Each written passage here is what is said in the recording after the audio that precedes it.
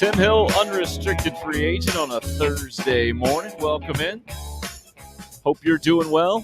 We're going to have a little fun today. Live streaming up and rolling on YouTube, Facebook, Twitter. However you're getting us, we got the audio version on Podbean. Really appreciate you being a part of this program. Checking out the most important / interesting topics in sports in the state of South Carolina, and then who knows where we go from there.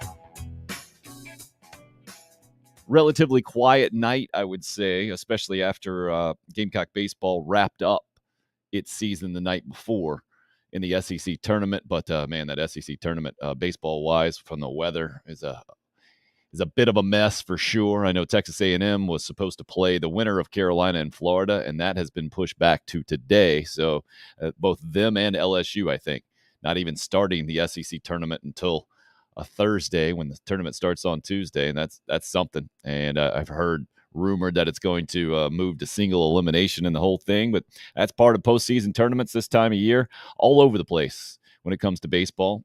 And a guy who knows it much better than me, going to jump right in with us in former Gamecock baseball assistant Stuart Lake. Stuart, I thought at first that was a Clemson hat you were wearing. I thought, man, that was quite the departure from last week wearing the Gamecock hat. But then upon further inspection, much respect for the Cleveland Browns hat, sir. Yeah, just the orange always catches your eye, so I wanted to wake you up here good. And we're getting close to, the NFL having some off-season practices, so pretty excited. But your boys are just hanging out in the Bahamas, right, with Deshaun Watson now? Is that the deal? Yeah, just some, a bonding trip, trying to get the offense to like each other. And that could have been a great reality show. I'm wondering where Baker's at involved in all that. But haven't seen him in any of the pictures on the stuff I follow. Yeah. How is that going to work out, man? I mean, he can't be on the team moving forward, right? He ain't a backup guy. Embarrassed to say I follow a lot of Cleveland Brown stuff, and the rumor mill in that has him landing in like Seattle is the one that kind of keeps coming up. And that'd probably be a good fit, I guess, after they kind of have an opening for maybe a veteran backup or even him try to be the starter.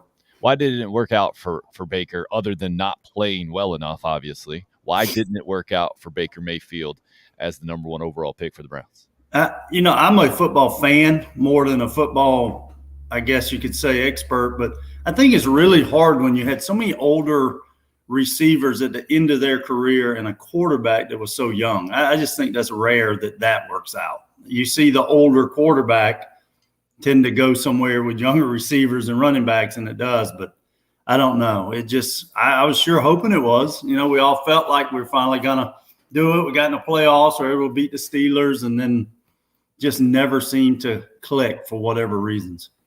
Yeah, man, that NFL drama, especially around the quarterback position, is crazy.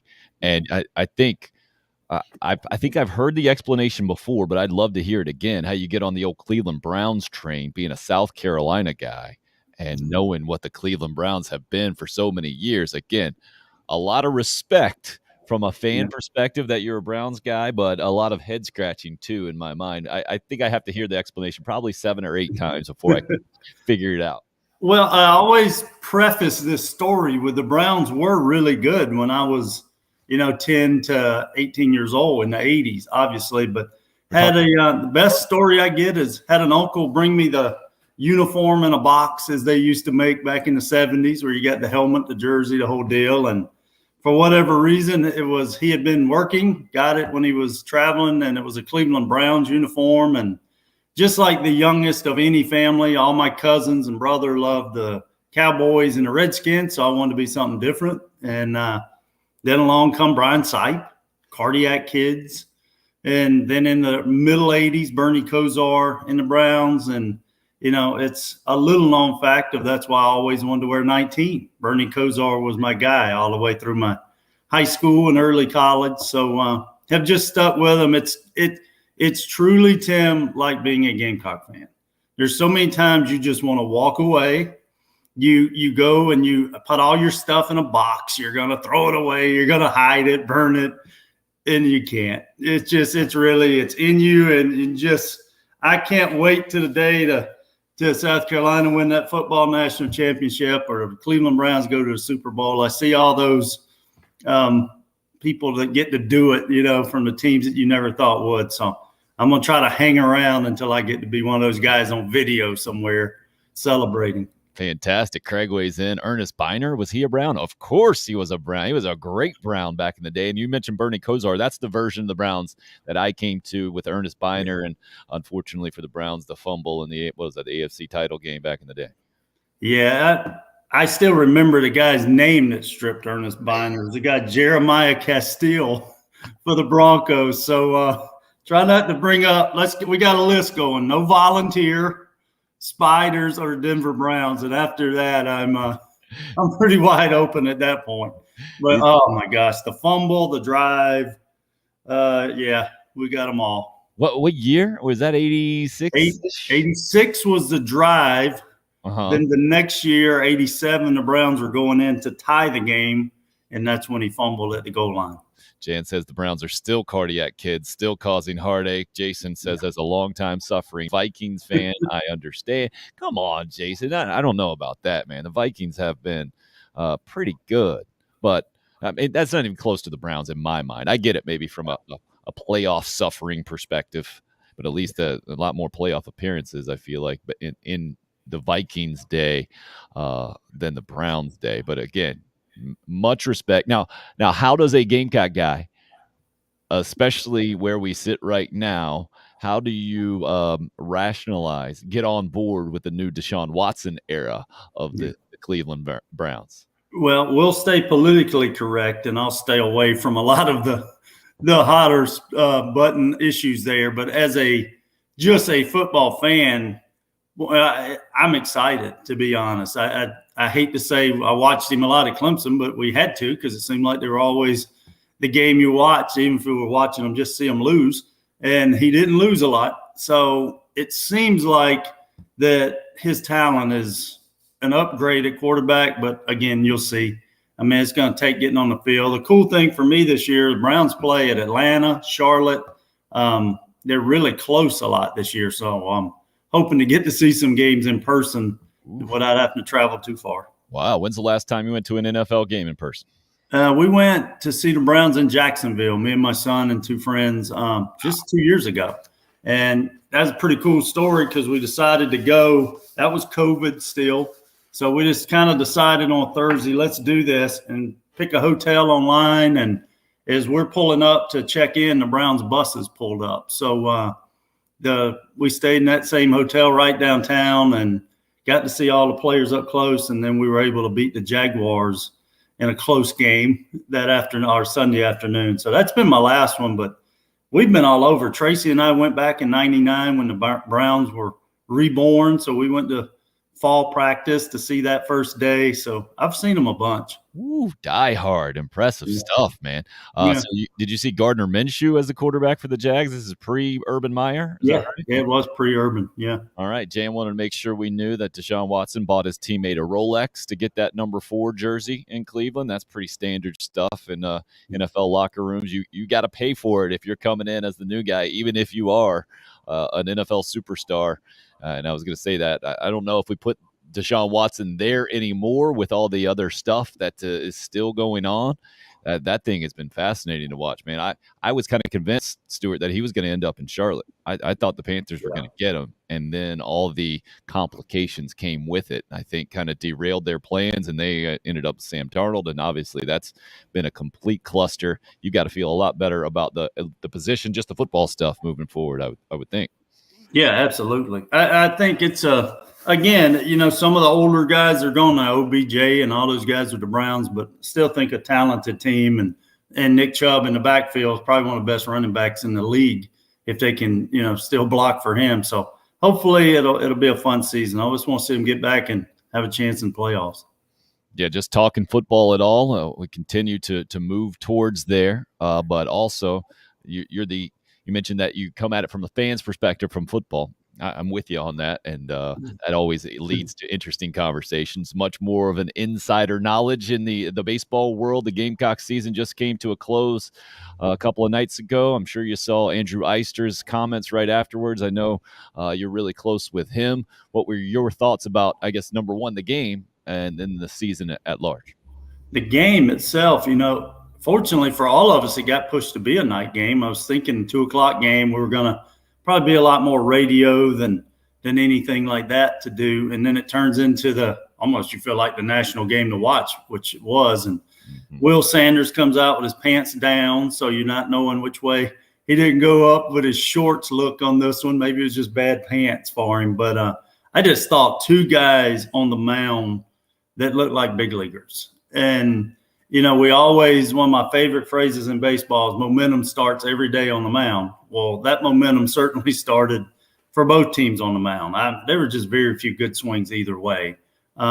Florida, you can see Florida right now, and probably about 3 weeks ago realized they were fighting for their life, and they still had a very good chance to host a regional because of RPI. And they played with a ton of intensity to score on a ground ball to short with 2 outs, which was just a really gutsy heads up play. And that looked like it was going to be the only run. I don't know about you. I felt like I was watching a Braves Twins game from about the 90s. It's going to be a 1-run game with 2 pitchers throwing complete games. And then, get that chance in the 9th. Andrew, just a great job. I'm sitting there going, if this is his last college at bat, make it positive. And it was. He got to run in. So then just a heartbreaking play. I think all of us were going, what is he doing? Or why didn't he send the guy earlier? And then the coach almost touched the runner, which if he had, would have been a dead ball, and that runner would have been out. So I'm thinking, holy cow. And then Stone's throw just right to the plate. And I don't care who's catching. If that spike comes into your mitt, and it did it to Burgess on the weekend, if you remember. Florida had a slide into home and kicked the ball out at home. And Tao did all he could to kind of get back. You get that tag, and the spike just kicked the ball out. So heck of an ending and a heartbreaking ending to Gamecock baseball. And the season at large, I think Will Sanders summed it up right afterwards that was kind of the epitome of the year. The way the last game ended, really close, but just not quite enough to get over the hump.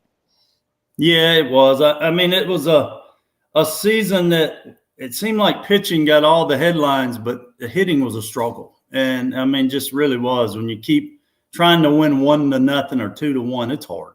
And those runs, I really tip my hat to all those guys. But the pitching staff, I know there were guys not there, but the ones who got chances took advantage of them. From Beckers to Cade Austin, obviously, Will and those guys. I thought they did a tremendous job down the stretch, giving you a chance to win games. How has college baseball hitting changed in the last several years? To me, it seems like the velocity is way up. Even the breaking stuff is harder. Does that make it just naturally more difficult for hitters these days? Well, it does, but if you go back and look, and it wasn't at South Carolina, but this year was the most home runs hit in about 10 years. I mean, around the league, it was a home run hitting type atmosphere. College baseball certainly changed. The average pitcher, kind of date myself, I was playing college baseball, in the late 80s and early 90s. If you were 6'3", 6'4", you were a big dude. And if you were throwing 90, that was a big deal. And now you're just looking at guys constantly rolling out of the bullpen. I don't care if it's South Carolina or USC Upstate or whoever that are 6'5", 6'6". Upstate had a 6'7", 260-pound guy. And now 92, 93 is almost average. I mean, you're watching the Florida guy the other night. He's consistently 96, 97. So hitting has certainly in that aspect gotten harder. You don't see the curveball like you did years ago. Now it's the hard slider, which is obviously a lot harder to pick up when you're trying to gear up for a 97-mile-an-hour fastball. But the college game will always follow pro baseball. And trends in pro baseball years ago seemed to kind of quit worrying about striking out. Let's hit for power and, driving runs that way. And that's kind of where you've seen college baseball go too. The strikeout numbers are incredible. I think it was, I'm trying to think, when Kentucky rolled into town, I was doing a radio game. That was 2 weeks ago, and the guy already had 63 strikeouts, and he was hitting third for Kentucky. I mean, it was incredible to just think he had struck out that many times, and that guy's still in the quote, where you put your main hitters. So the game in itself has changed that way. No doubt about it, man. And I'm wondering also from the hitting perspective, it sounds to me like when you're facing pitchers like that, is there just more prospects headed to college baseball these days than the pro game back how it was maybe in your playing days? Do you think that's the explanation? Because people aren't just that much bigger and naturally stronger here in the last couple of decades. It's got to be part of the answer, at least, right? Yeah, I think it's because more people are playing baseball. I mean, travel baseball now is, gosh, I remember when I first started coaching college, there were no travel baseball. There were some select teams that coaches would put together and maybe do a series, but now that's big business. I mean, there's just thousands upon thousands of travel baseball teams. There's no doubt that people have gotten bigger. I just, years ago, I got to speak to someone about that. A neurologist was telling me, we are bigger. We're taking care of the mothers better, earlier, the vitamins, the things that are happening. Because I joked with, how is everybody so big? We're not all eating that many chicken breast. As you always hear, it must be the chicken. And he laughed. He goes, well, it's our food, definitely. But it's also the way we're, taking care of people at an early age, or creating a lot bigger people. I mean, you can go back and look at the Hall of Fame of baseball, and there's just very few really big men in it until you start getting into about the 80s and 90s, when they start getting the 6'3", 6'5". So, and I think football was hurt years ago when the head injuries grabbed all the headlines. I think a lot of bigger physical kids were pushed away from football at that point. Football's done a great job, in my opinion, of getting back. My son plays football, and I'm very comfortable him doing it. But I think a lot of kids shied away, or their parents did, and pushed the more bigger physical guys into baseball than we had seen in years. So, but it's hard. I mean, your reaction time to hit a 97-mile-an-hour fastball and to decide if it could be a slider or a changeup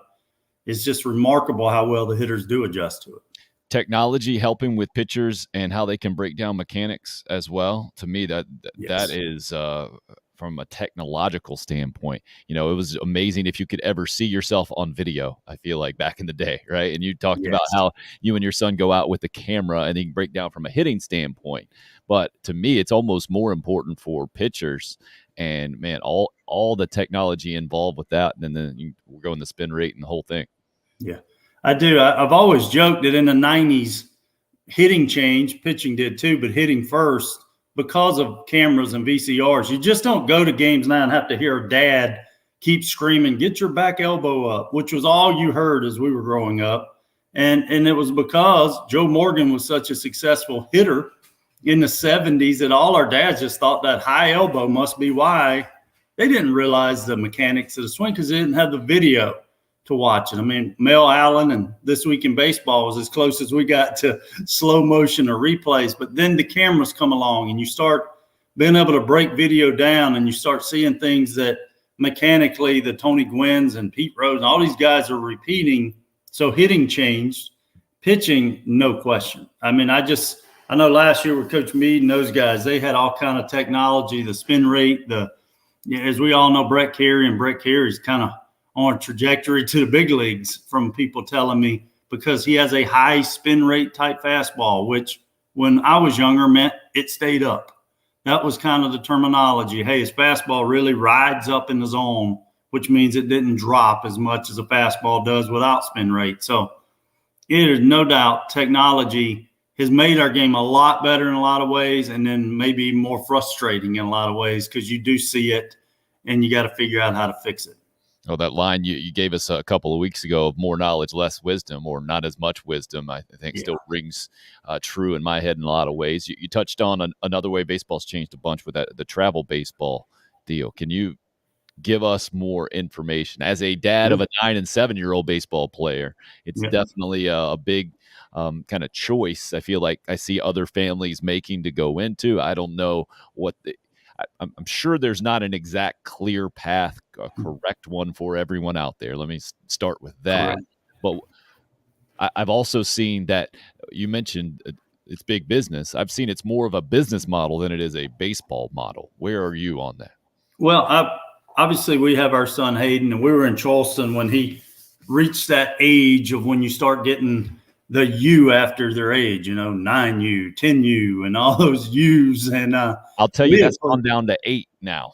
I know and he's 17, so that shows you how quickly it's changed. When we were living in Charleston, in that 6-year-old, 7-year-old, we were still doing recreation. We did Goose Creek recreation.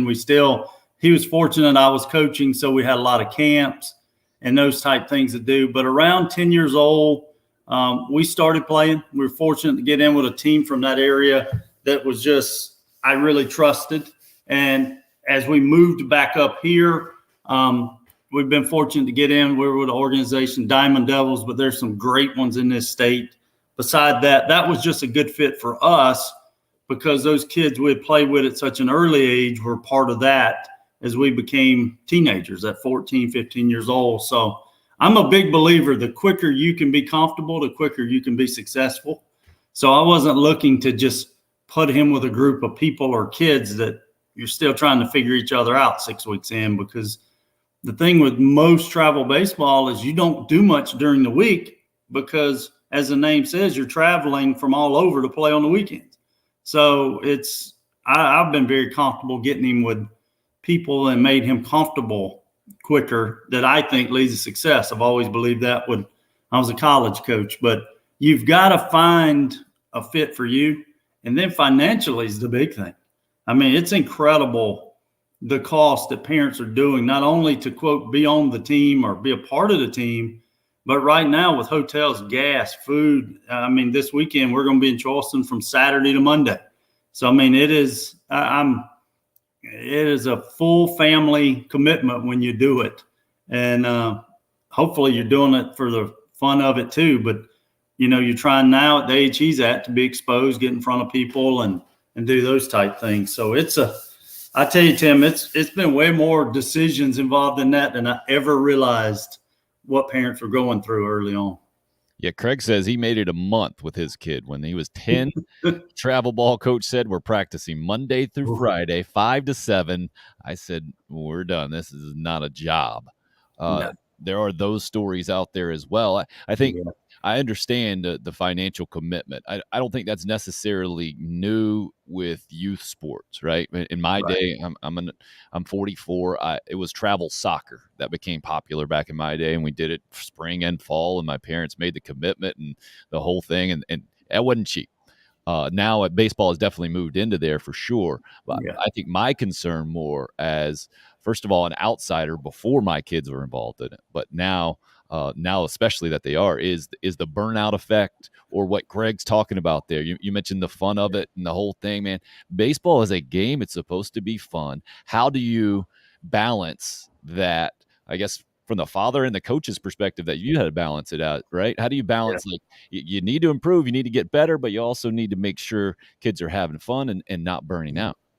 Well, I think you need to look, and I was fortunate to have Brett Gardner and some guys early in my career make it to the big leagues, and I would lean on them a lot to see how they handled their year, which I'm thinking these guys are getting paid millions to play. So I want to see what they're doing. And what I kind of learned from them is they valued their time off. So when they would get home, and sometimes even early in Brett's career, they're playing until November. But boy, November and December, he wouldn't talk baseball, wouldn't even talk it with you. He wanted to be so far away from it, and he would just keep telling me mentally, you have to give yourself some time off mentally. You can still be lifting weights.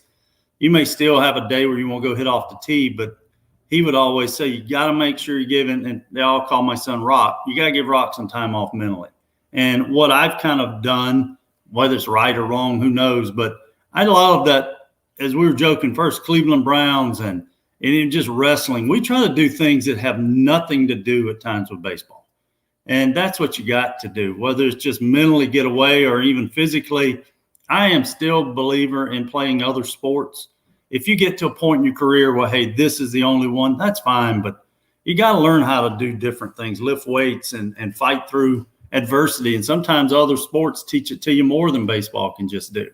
But I do see it. I'm looking at guys that are really talented in high school. And when I ask them, hey, what are you thinking for the future? They're like, I'm ready to be done. And it's not physical. It's just mentally has worn them down. And you've got to, as a parent, we have to, as coaches, find a time to mentally let those guys get away. It's hard. If you're a real baseball guy, you always know your batting average. You always know your ERA. You always know you're this, you're that, number-wise, and it's exhausting. I mean, it is. And you have to find times to get away from it, find something that's fun to do, whether it's golf or one other sport to do, and do it. So I hope, kind of in the advice-wise, and I'm still trying to figure it out because we're right here in the junior year of high school and the whole deal too, but have something that you can do that's unrelated to baseball. And physically unrelated, you got to have that time off is kind of where you started there, right? Like I've heard that recommended. Make sure there is a month or two that you go without using those same muscles, and especially throwing the baseball, right? Well, just the guys again, and I know Brett was a position guy, but guys I've coached over the years, even Asher Wojciechowski from Citadel, he would live in Charleston. Tyler Thornburg lived in Charleston. There'd be months they just drop by to see me and they don't have a glove with them. You know, and I'd say, well, what are you doing? We're going to go run. We're going to go over here in the university weight room. Then we're going to play golf. You know, and it would be December or something. And in my mind, even then, I'm going, well, when are you guys throwing? Well, our throwing program don't start till, 2 days after Christmas. Well, don't you want to get a little extra work in? And they honestly would laugh at me at first and then say, Coach, no, I'm still shut down. I mean, I'm not picking a ball up. And I mean, it was dramatic to me to watch. And those guys that I've said, they've still had to go through some arm injuries later in their life, but they were healthy in their 20s. I mean, Thornburg's back pitching for the Braves, but he wouldn't go through any arm injuries till he was in his late 20s, early 30s, and that might just be nature kind of telling us a little bit at that point. He never had arm issues as a teenager or college player or in his 20s. Asher Wojciechowski, those guys have been healthy. And now they don't shut the weight room down. I say this to my son. I'll say this to anybody to listen. There's no point in your life where you shake your head and say, I wish I hadn't have got so strong. That is, those guys are succeeding at a high level. They are so strong. And that's what I think we're missing a lot, where we're wanting to practice every day 5 to 7 and play 12 games. Got to get in the weight room. And we'll get to Gamecock baseball, I know, but Billy Anderson's been there forever. And that's what's been so successful with our program is guys are strong. You have got to be strong. And as your sons are at an age where you can't go in and do squats and deadlifts, they can do push-ups. You can do things that start to create the muscles in your forearms, your grip with your hands, the things that you can use, and sit-ups and crunches. You can start doing things physically at these early ages to start preparing you mentally to when you can lift in your teenage years. Yeah, that balance between the physical and the mental, especially you mentioned in baseball. I think that's where it's the biggest grind from a team sport perspective, right? Like basketball, football, they're so physical, right? And I feel like the harder you try, the better you're probably going to do. And that's not necessarily the case in baseball, especially as a hitter and the intensity and the whole thing. I equate that kind of to the golf grind as well. That's who I worry about probably more than anything else, young golfers. Like, holy, I mean, that from a mental standpoint, good luck figuring that out, man, and dealing with that, having to do it by yourself or having maybe even worse, your heavily invested parent right over your shoulder being your caddy. Yeah. Oh, man, that's why I'm with you. And maybe when you get to college or high school, even with your buddies, you can go out and play golf and just mess around and have fun. But these young people playing golf, that concerns me big time. Well, I got to tell you, and I don't have many golf stories, but the insurance company I work for sponsored the 5A state championships. And so last week, I guess it was last week, I'm losing my time now, went down to Charleston I was going to present the trophy at the end of the day, and it turned out pretty cool. I got to hang the medals on their head. I felt like the Olympics. But I was shocked at how many parents were there watching them, were keeping score, right before they're about to tee off, which I'm telling you right now, I don't know if I'd ever have enough nerve to tee off with people lined up. I would think I'm going to kill someone the way I hit a ball, but those guys were under so much pressure there. I've never been to a real PGA event to watch them play, but I see what you mean mentally. I mean, there were parents following them around, walking, telling them how far behind they were, how far ahead they were, or how long this hole is. And one dad kept yelling out the wind. The wind's out of the east at 7. And I'm having to look at the sun to figure out where the east is. I'm like, what does it mean? Why does he keep doing this? And, so, oh my gosh, the mental part, Tim, I think we've overlooked it for so many years. And I've said this. I think Coach Tanner was a pioneer in getting Dr. Ronald Casper in our dugout in the late 90s. And he was just, let's get a person in here whose specialty, his doctor in psychology. And I always thought that was a key to us. And he was all the way through 2016 with our program. Yeah. And then from the team sport aspect, that's the great thing about team sports, that you do have other people to rely on. I always thought it was the greatest thing about baseball, that you got the dugout, man. You're in the dugout hanging out and you're sharing the experience. And again, that's why that golf thing just scares the bejesus out of me, that they deal with that. And then, the car ride home for so many overbearing parents is very difficult just in team sports. But imagine if it's just golf. That was just you. There's no excuse. There's no way you can help the team, right? If you're not performing, you're having an off day, it is right there on the scorecard, man. That's got to be rough for kids. That's why I do worry about kids getting serious in golf at a really early age because of that, because it's all about, I heard it recently for baseball coaches, especially youth baseball coaches, that you got to give kids strategies to deal with the disappointment, to deal with making a bad play and moving on. Is there anything that you've seen through your years?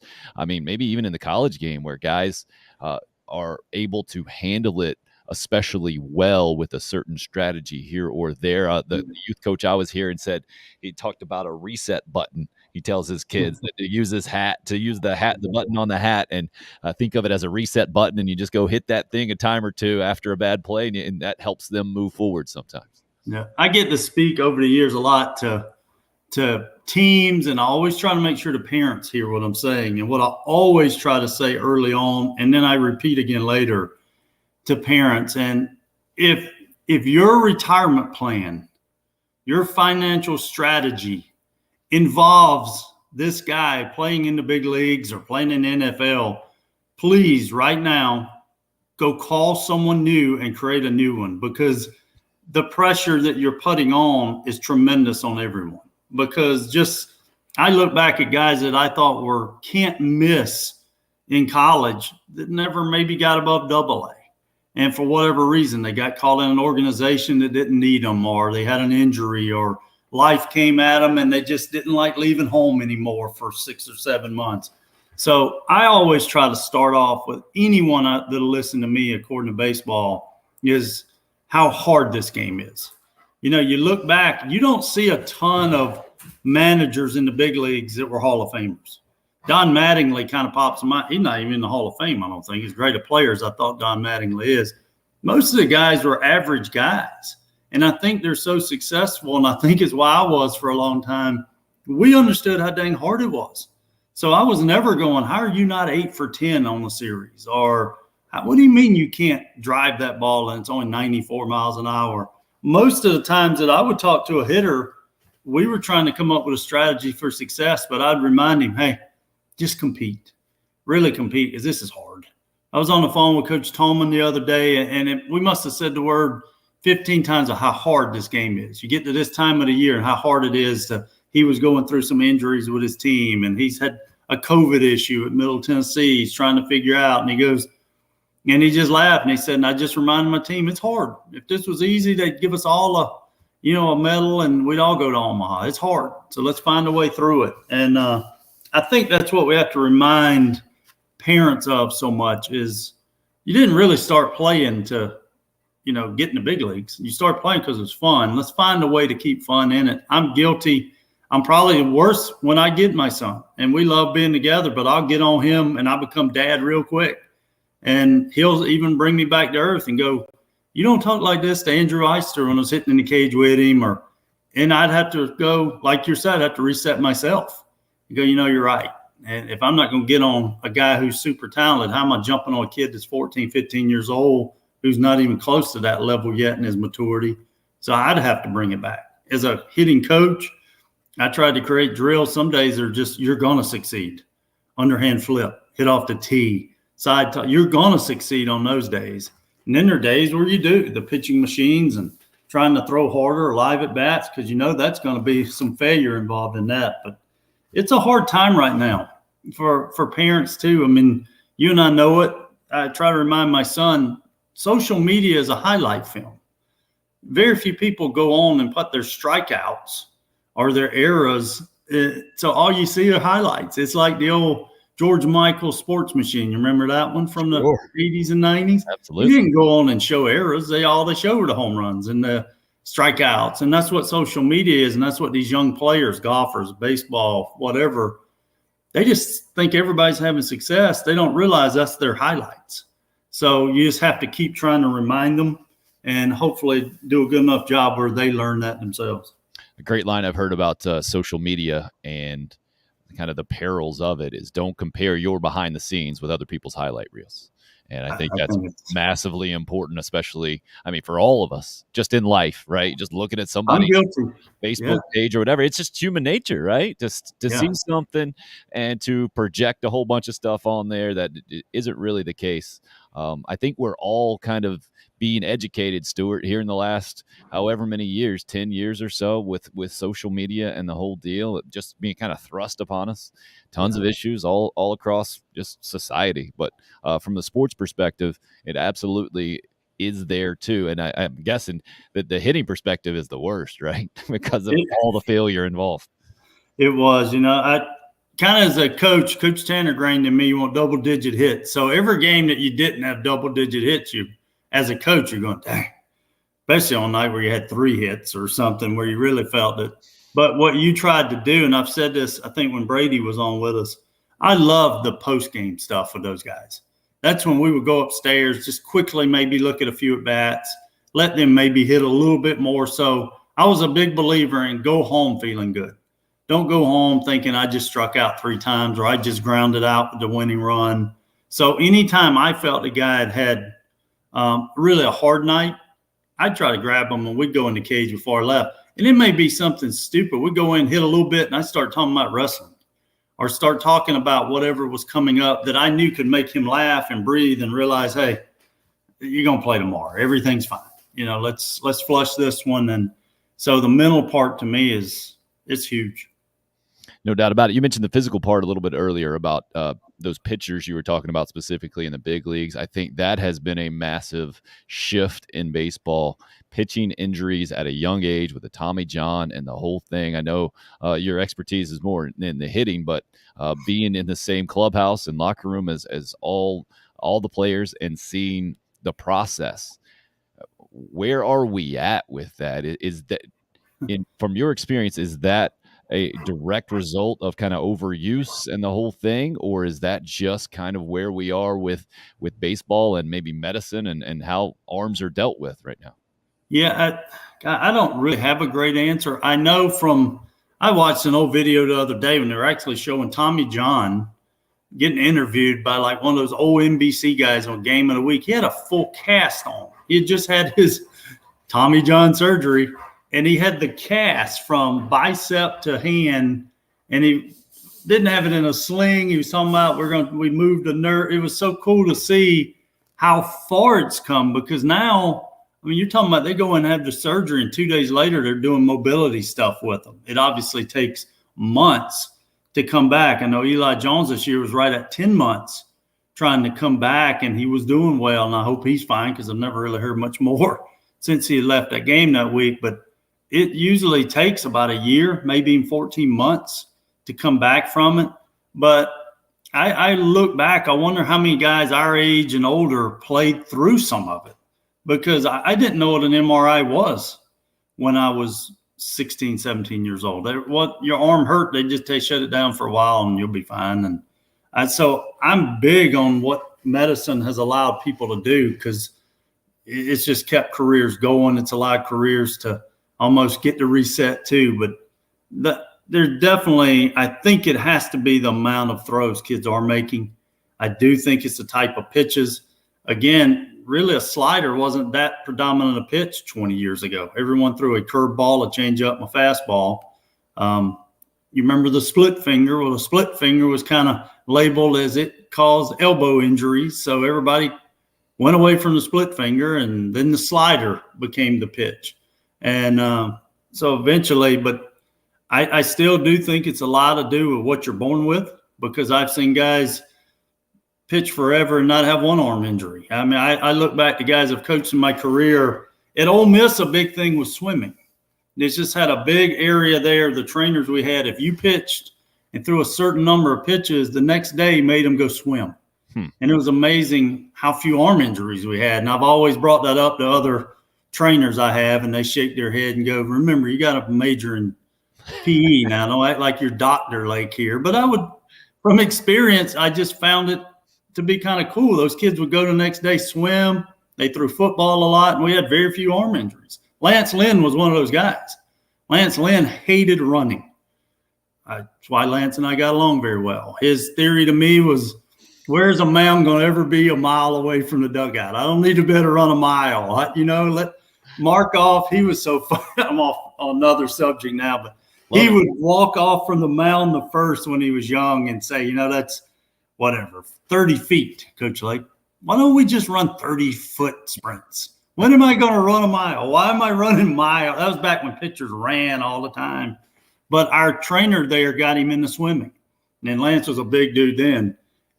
But he loved it. And that was just, I think you got to find different ways to rehab these arms, but it still comes back again to they're throwing so much. I mean, it's just, I hope young pitchers will take one of these seasons off. I don't want to take spring off because that's their high school seasons, and obviously it's baseball season. I love them pitching in the summer because that's when everybody gets to see you. It's hard as college coaches to see high school games a lot because you're playing. But find some time where you're going to take 2 months off. Again, if big league guys are doing it, I got to believe there's something to it. Give yourself, whether it's November and December or October, November, December, figure out a time that you can let your body rest and those small muscles and the different things. And we're going to have to really figure this out because there's no reason you got 9, 10 pitchers on teams out. I mean, and it ain't just South Carolina. This ain't a South Carolina problem. This is a college baseball problem. I mean, it's all over the league. Coach Tanner and I talked the other day, and he said, batting averages last year were down in this league, and I didn't realize until this year how good the pitching was. You go back and look at the draft, the number of guys that were drafted out of this league last year. Then this year, how many guys, frontline guys, aren't pitching? I mean, it's Mississippi State, at one time Georgia's. I think Kentucky lost their whole rotation. South Carolina, we obviously know. You just keep going through it of how many guys are down. And it's what me and him were talking about. We got to figure out why and really put more time in this. And hopefully that'll just, come from people realizing it. But we got to figure out why all these injuries are happening.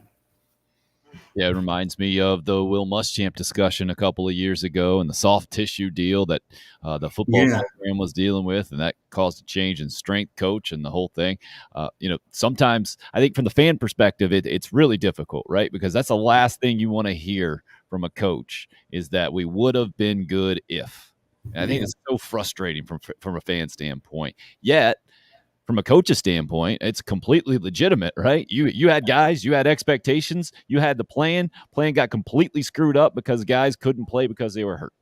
Yeah, there's no doubt. And the big thing, we got to look at too, most of these injuries, I'd say 90% are coming from the mound. And there's something to that angle of throwing off a mound. You just don't hear many shortstops getting Tommy John surgery. Right. You don't hear many outfielders getting Tommy John surgery. You don't hear catchers getting Tommy John surgery. You don't hear women's softball pitchers getting Tommy John surgery. That angle that they have to throw down that mound, the acceleration, which then leads to deceleration and stopping, is where I think all the studies got to be put in, because as an old school guy I am, I don't know who decided how high the mound should be. I wasn't in that meeting. Maybe we need to look at lowering the pitching mound some to – maybe that would eliminate some arm issues. I'm not smart enough to know that, but I'm also smart enough to know the definition of insanity is to keep doing the same thing over and over and expecting a different outcome. And I think it's time to kind of look at that too, because you just don't see arm injuries anywhere else except on pitchers. So there's got to be something to that part of it too. Yeah, I never thought about that before. And as you're talking about the mound height, what Bob Gibson, I think the baseball historians bring up, I think because he was so good back in the day, they ended up lowering the mound a little Yeah. bit. The pitchers were Yeah. absolutely dominant. So that to me, it seems like the game of college baseball is really healthy from a level point, a standpoint. There's a lot of really good, probably the best it's ever been. When you say Yeah. as far as talented players being involved, now it's a matter of getting a handle on some of these injury issues, especially from the pitching standpoint, right? I do.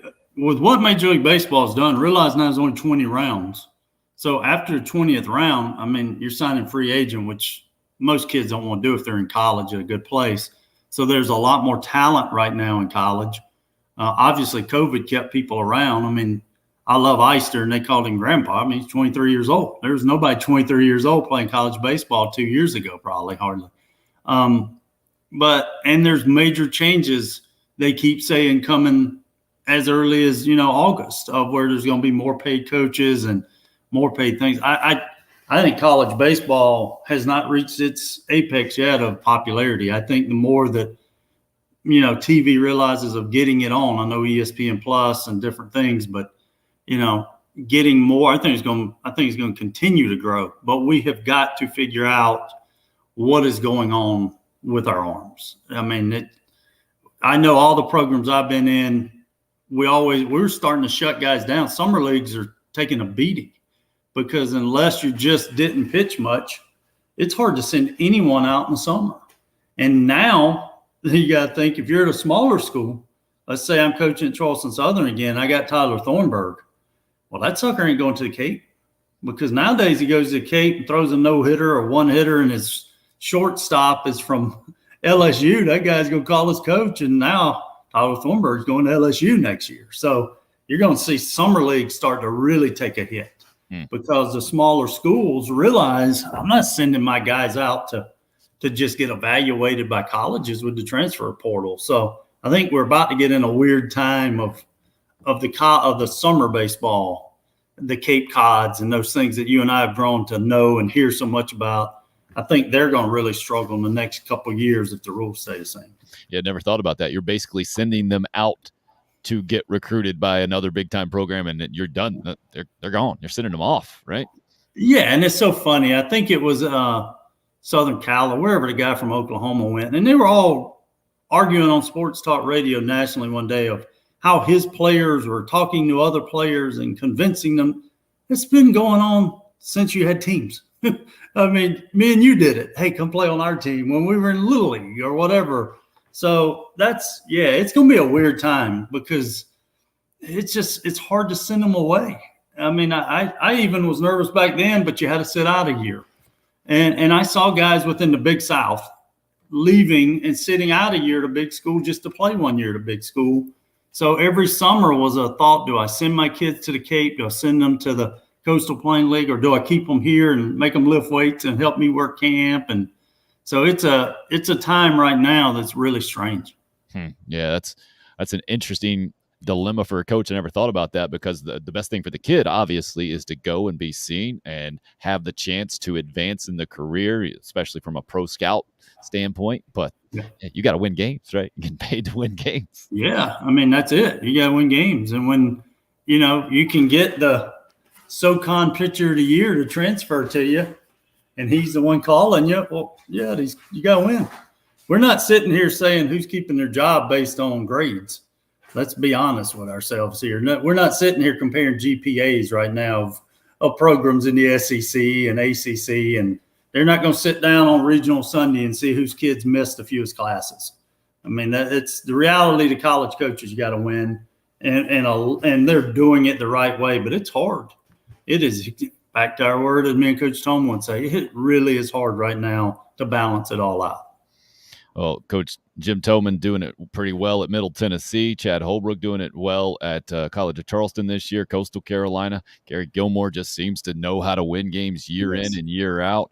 It's the major colleges in the state that I think their coaches seem to be under the most pressure for sure. Monty Lee says his team's playing for its season tonight, going against Virginia Tech, their Clemson, in the ACC tournament. And the Gamecocks finished a game under 500 for the first time since 1996. So, what do you see for these big programs moving forward? I know you're buddies with Monty. You coached with Mark Kingston for several years there at Carolina.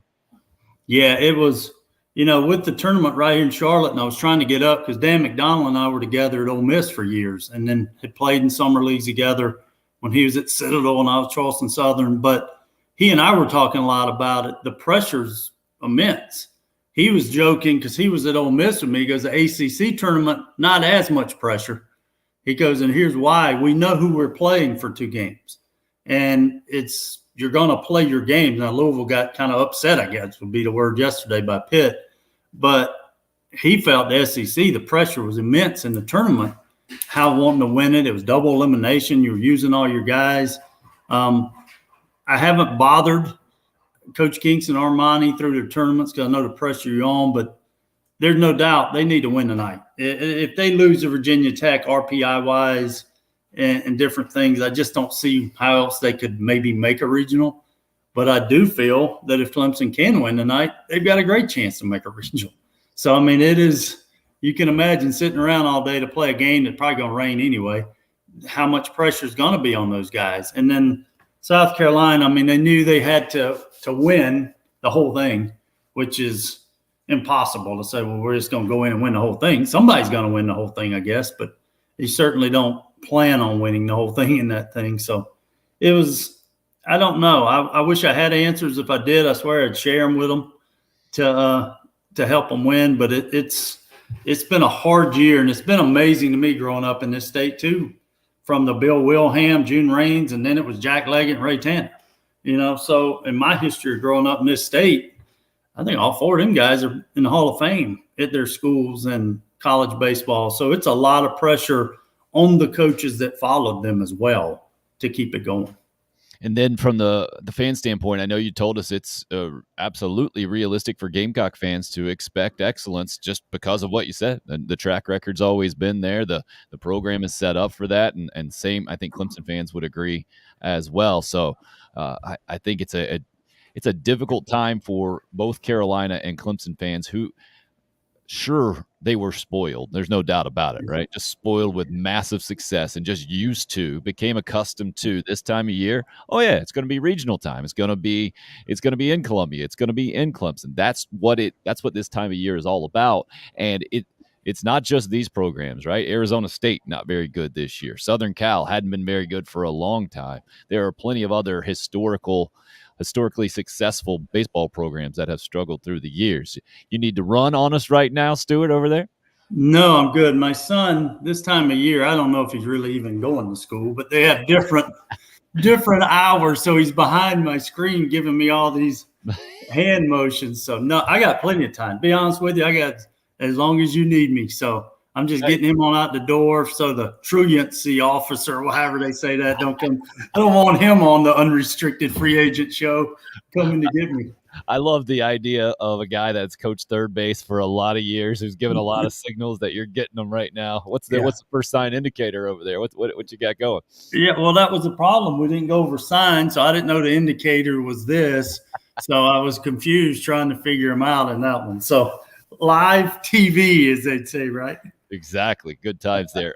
Troy weighing in on the YouTube live stream says, I felt going into the ACC tournament that Clemson had to win one of the 2 to get in. Yeah, losing that one and not even competitive really against North Carolina 9-2 the other night definitely put them in this spot. And Virginia Tech, unless you followed it really closely, you might not realize. Number 1 seed in the ACC this year. Tremendous year they're having up in Blacksburg, which is, I think, I remember them coming to Columbia several years ago. They had a good year. They were a number 2 seed, and Carolina handled them pretty easily. But Virginia Tech and college baseball, in my mind, just don't go hand in hand, and yet here they are where they are. Well, I think I'm right on this. I'm almost 99%. You remember when Maryland came in here 6 or 7 years ago, John Sheff was their head coach. Right, and then he then moved that, right? Yeah, now he's at Virginia Tech. And to be honest, Virginia Tech was one of those jobs that in the business, there weren't a lot of people lining up for that job. I mean, it was just a job that when they were in the Metro Conference, when I was a teenager, they were good. They had the longtime coach at Virginia Tech. And when I was a summer league coach, I'd get the players from there, and they were always great kids and great players. But a few years ago, John Sheff's kind of the guy that said, I want the job. I want to do it, and they're a national 8 seed and going to be a host seed. So if Clemson was going to win just 1 or 2, tonight's the game they were going to have to win. I think beating North Carolina may have been enough, but I'm still not sure. But I do think if they can beat Virginia Tech tonight, heck, that may even put them in the championship game. I don't know how that thing works anyway. So tonight's game is, and you know what? This is a great opportunity. God, you'd rather know you got one chance to win and be in a regional than you don't. So, I mean, in that way you embrace it, and I expect Clemson to play very well tonight. Well, it's one of the reasons that Monty got the job, right? Of the job he did at College of Charleston, it seemed like every time they were in those type of situations, they performed well. Yeah. And the knock on Jack Leggett was he was too tight with his team, and anytime they had the big chances, they would squeeze up. Maybe that's just a Gamecock perspective from the national semifinals and the success that Carolina had over Clemson. But why hasn't it translated? I know you're expecting Clemson to play well tonight, but overall, Monty hasn't been able to parlay the success of College of Charleston to Clemson. I think sometimes, and this is me saying it because I've been at all the levels, sometimes when you're at the College of Charleston or you're at the smaller school, you have a real chip on your shoulder, and your guys do. They were always mad they weren't recruited. I remember when Monty went down, they won the Florida State Regional. Well, a lot of those kids were Florida kids he had. They were JUCO kids or high school kids, so they were mad that Florida State hadn't recruited them. Sometimes the kids that get into bigger schools, the South Carolinas and Clemsons, to be honest with you, they lose their chip on their shoulder. And that's why South Carolina baseball for years had so many JUCO guys, Pierces, and all them guys had chips on their shoulder. They were constantly trying to prove to people they were good enough. And sometimes you just lose that chip. And I think this is one of those moments. I thought that sometimes this year Clemson had it back on their shoulder. I watched a lot of their games, with kind of the ESPN Plus. Then there'd be games where they just didn't have that energy. If you're ever going to have a chip on your shoulder, tonight's the night. And I expect him to have them ready to go in that regard. Yeah, Troy's right. You had to win both to advance to the semifinals, that ACC tournament format. I think I finally figured that out this year after looking at it for years and years. Right? You play in a 3-team pool, and the team with the best record out of the pool moves on. If there is a tie, the higher seeded team goes there. So that's why Troy says Clemson had to win both of those suckers, because they were the number 12 seed going in, 8 seed North Carolina, 1 seed Virginia Tech in their pool. So that's where that thing lies from an ACC perspective. What about the Gamecock baseball perspective now? I know anytime a season ends, it's never fun unless you've just won a national championship. You're about to have a parade. And however many 300-plus schools always have to go through this process. Gamecock baseball specifically not used to doing it without a regional or super regional or Omaha appearance, and that's where those guys are right now. Yeah, it's I know a bunch of kids. I've texted them after the game. Today's exit meeting day, which in college baseball stinks. It stinks for a lot of reasons. One, it may be the last time you ever get to see a couple guys. Last year we knew come that time, Brady Allen, Wes Clark, Brett Carey, guys, you just keep naming them far. All them guys had told us, I want to play pro baseball. And we knew they were going to get drafted. So you knew it was sad, and you're done. You're not going to get to coach them. Then it's sad a lot of times because this is a day where you're telling some kids that I just don't think it's a fit here anymore for you. And those meetings are terrible. And because we've all had that meeting. Whether there's been some girl saying it's not you, it's me. Well, it's basically the meeting you're having and now me and you just talked about 7-8-year-old under baseball. Those guys have been building for this for 15 years of their life or whatever. And all of a sudden, so today is a really hard day. Then it's like any other team. You're turning in stuff. You got to put your pants in this pile and your jersey and that. And it's just a hard day. That day's a lot better, as you said, when it comes maybe after regional. Last year, it was hard. We're sitting there having meetings while Virginia was playing Old Dominion on our field last year.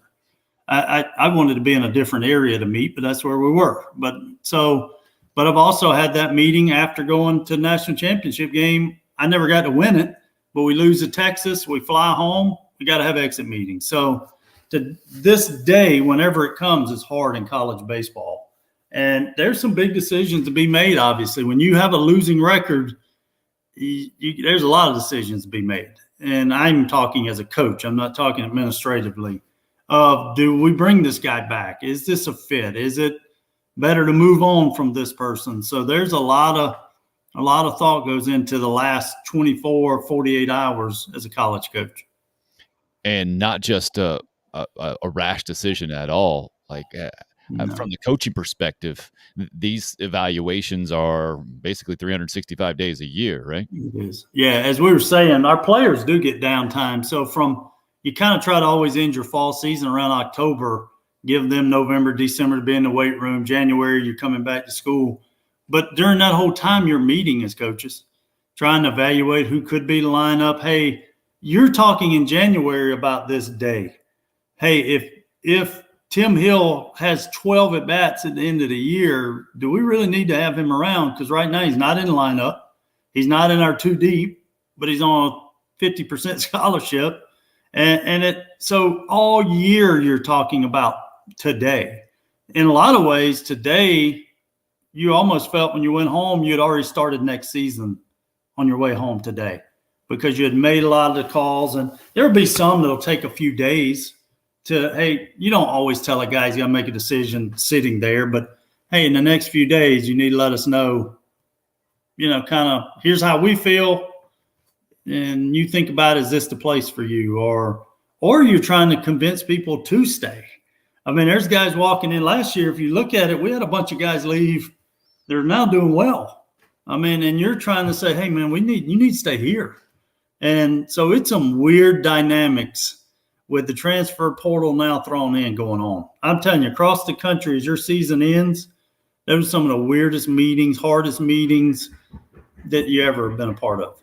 Any of those stick out to you as you're going through that in your mental Rolodex right now that that would be good to repeat at this point, maybe from a positive standpoint? I'm sure the ultra negative ones might be the one that really stick out in the mind.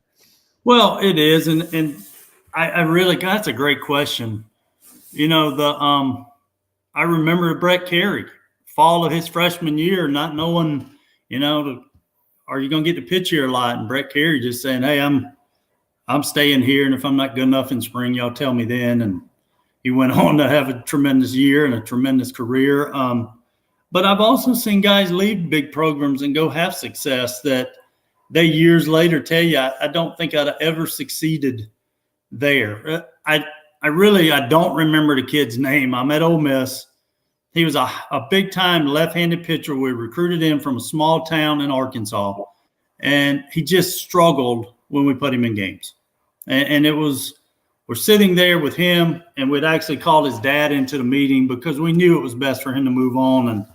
And the dad says to Coach Bianco, he pitches great every time you're not around. And Coach Bianco just had one of those great lines, he said, well, Mr. Whatever, I'm going to be at every game. I mean, how is this going to work? And we all then just started laughing because we realized how crazy it was. But it was, the kid had grown up his whole life wanting to be there so bad that when he got there, it had overwhelmed him. That kid transferred to like Arkansas State and made it to AAA baseball, pitched for like 8 years of pro ball. And I ran into him somewhere recruiting, and he said, Coach, I got to be honest. I'd have never succeeded at Ole Miss.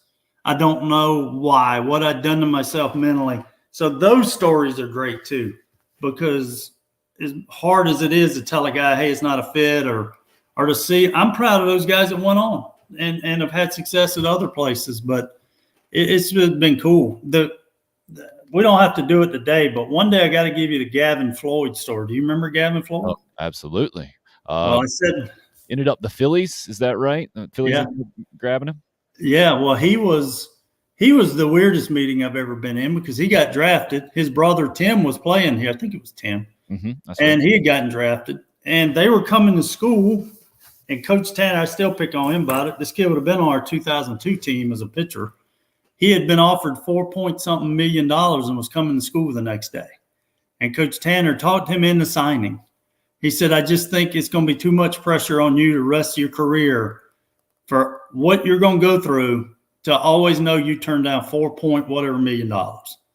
And his dad was an orthodontist, and his dad spoke up and said, we've planned for this.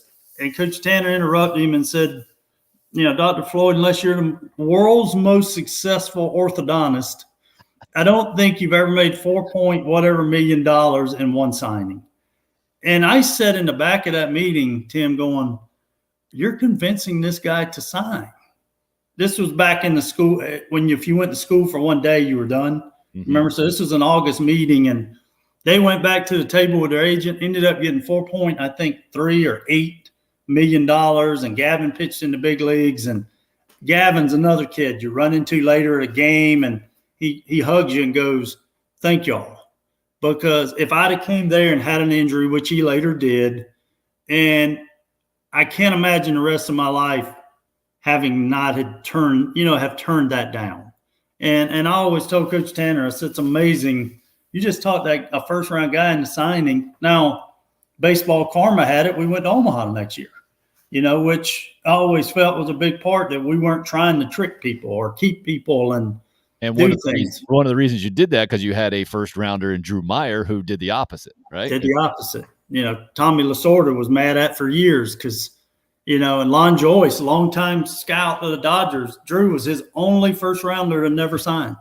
And he would tell me that every time he saw me. Drew Meyer, he's the only, almost got me fired. So you go different. Drew Meyer will tell you, and I know he's a good friend of yours, he needed to come to school. And thank God he did, because he changed our whole program and allowed us all to have success. But he needed school. Where Gavin Floyd was a pitcher, needed to get on into pro baseball. He did, and had a tremendous career from then on. Hey, good stuff. Getting us out on the Gavin Floyd story. Well done, man. I know this time of year, like you mentioned, it's all over the place. I definitely want to hear some more exit interview stories. Maybe you can dig some up in the old mental Rolodex. Yeah. Maybe that'll be our traditional exit from the show. You can give us an exit interview story. Yeah. Oh, I like it. That'd be nice. I'll try to think up some of them.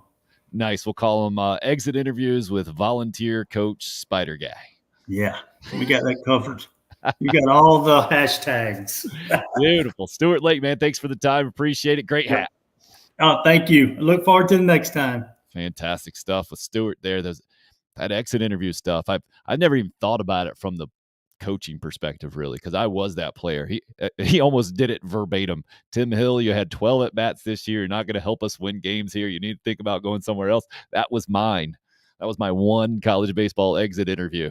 And I didn't even see it coming as a true freshman, 18-year-old, 19-year-old kid back in the day. Had no idea it was coming. And then, boom, my life completely changed just with that one, 10-minute interview back when I was a freshman at Centenary College.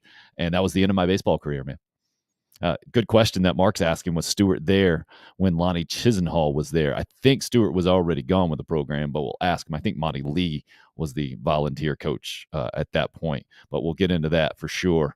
So he wants more information about that situation since he was also a freshman at Carolina back in the Lonnie Chisenhall days, and that's a famous press gathering with Ray Tanner where emotions got the best of him. He needed to take a few minutes, and the tension was in the air. We'll shift gears a little bit now, try to lighten it up with some basketball talk, specifically with a basketball coach joining us. So we had a baseball coach in Stuart Lake. Now John Combs in from Westwood High School.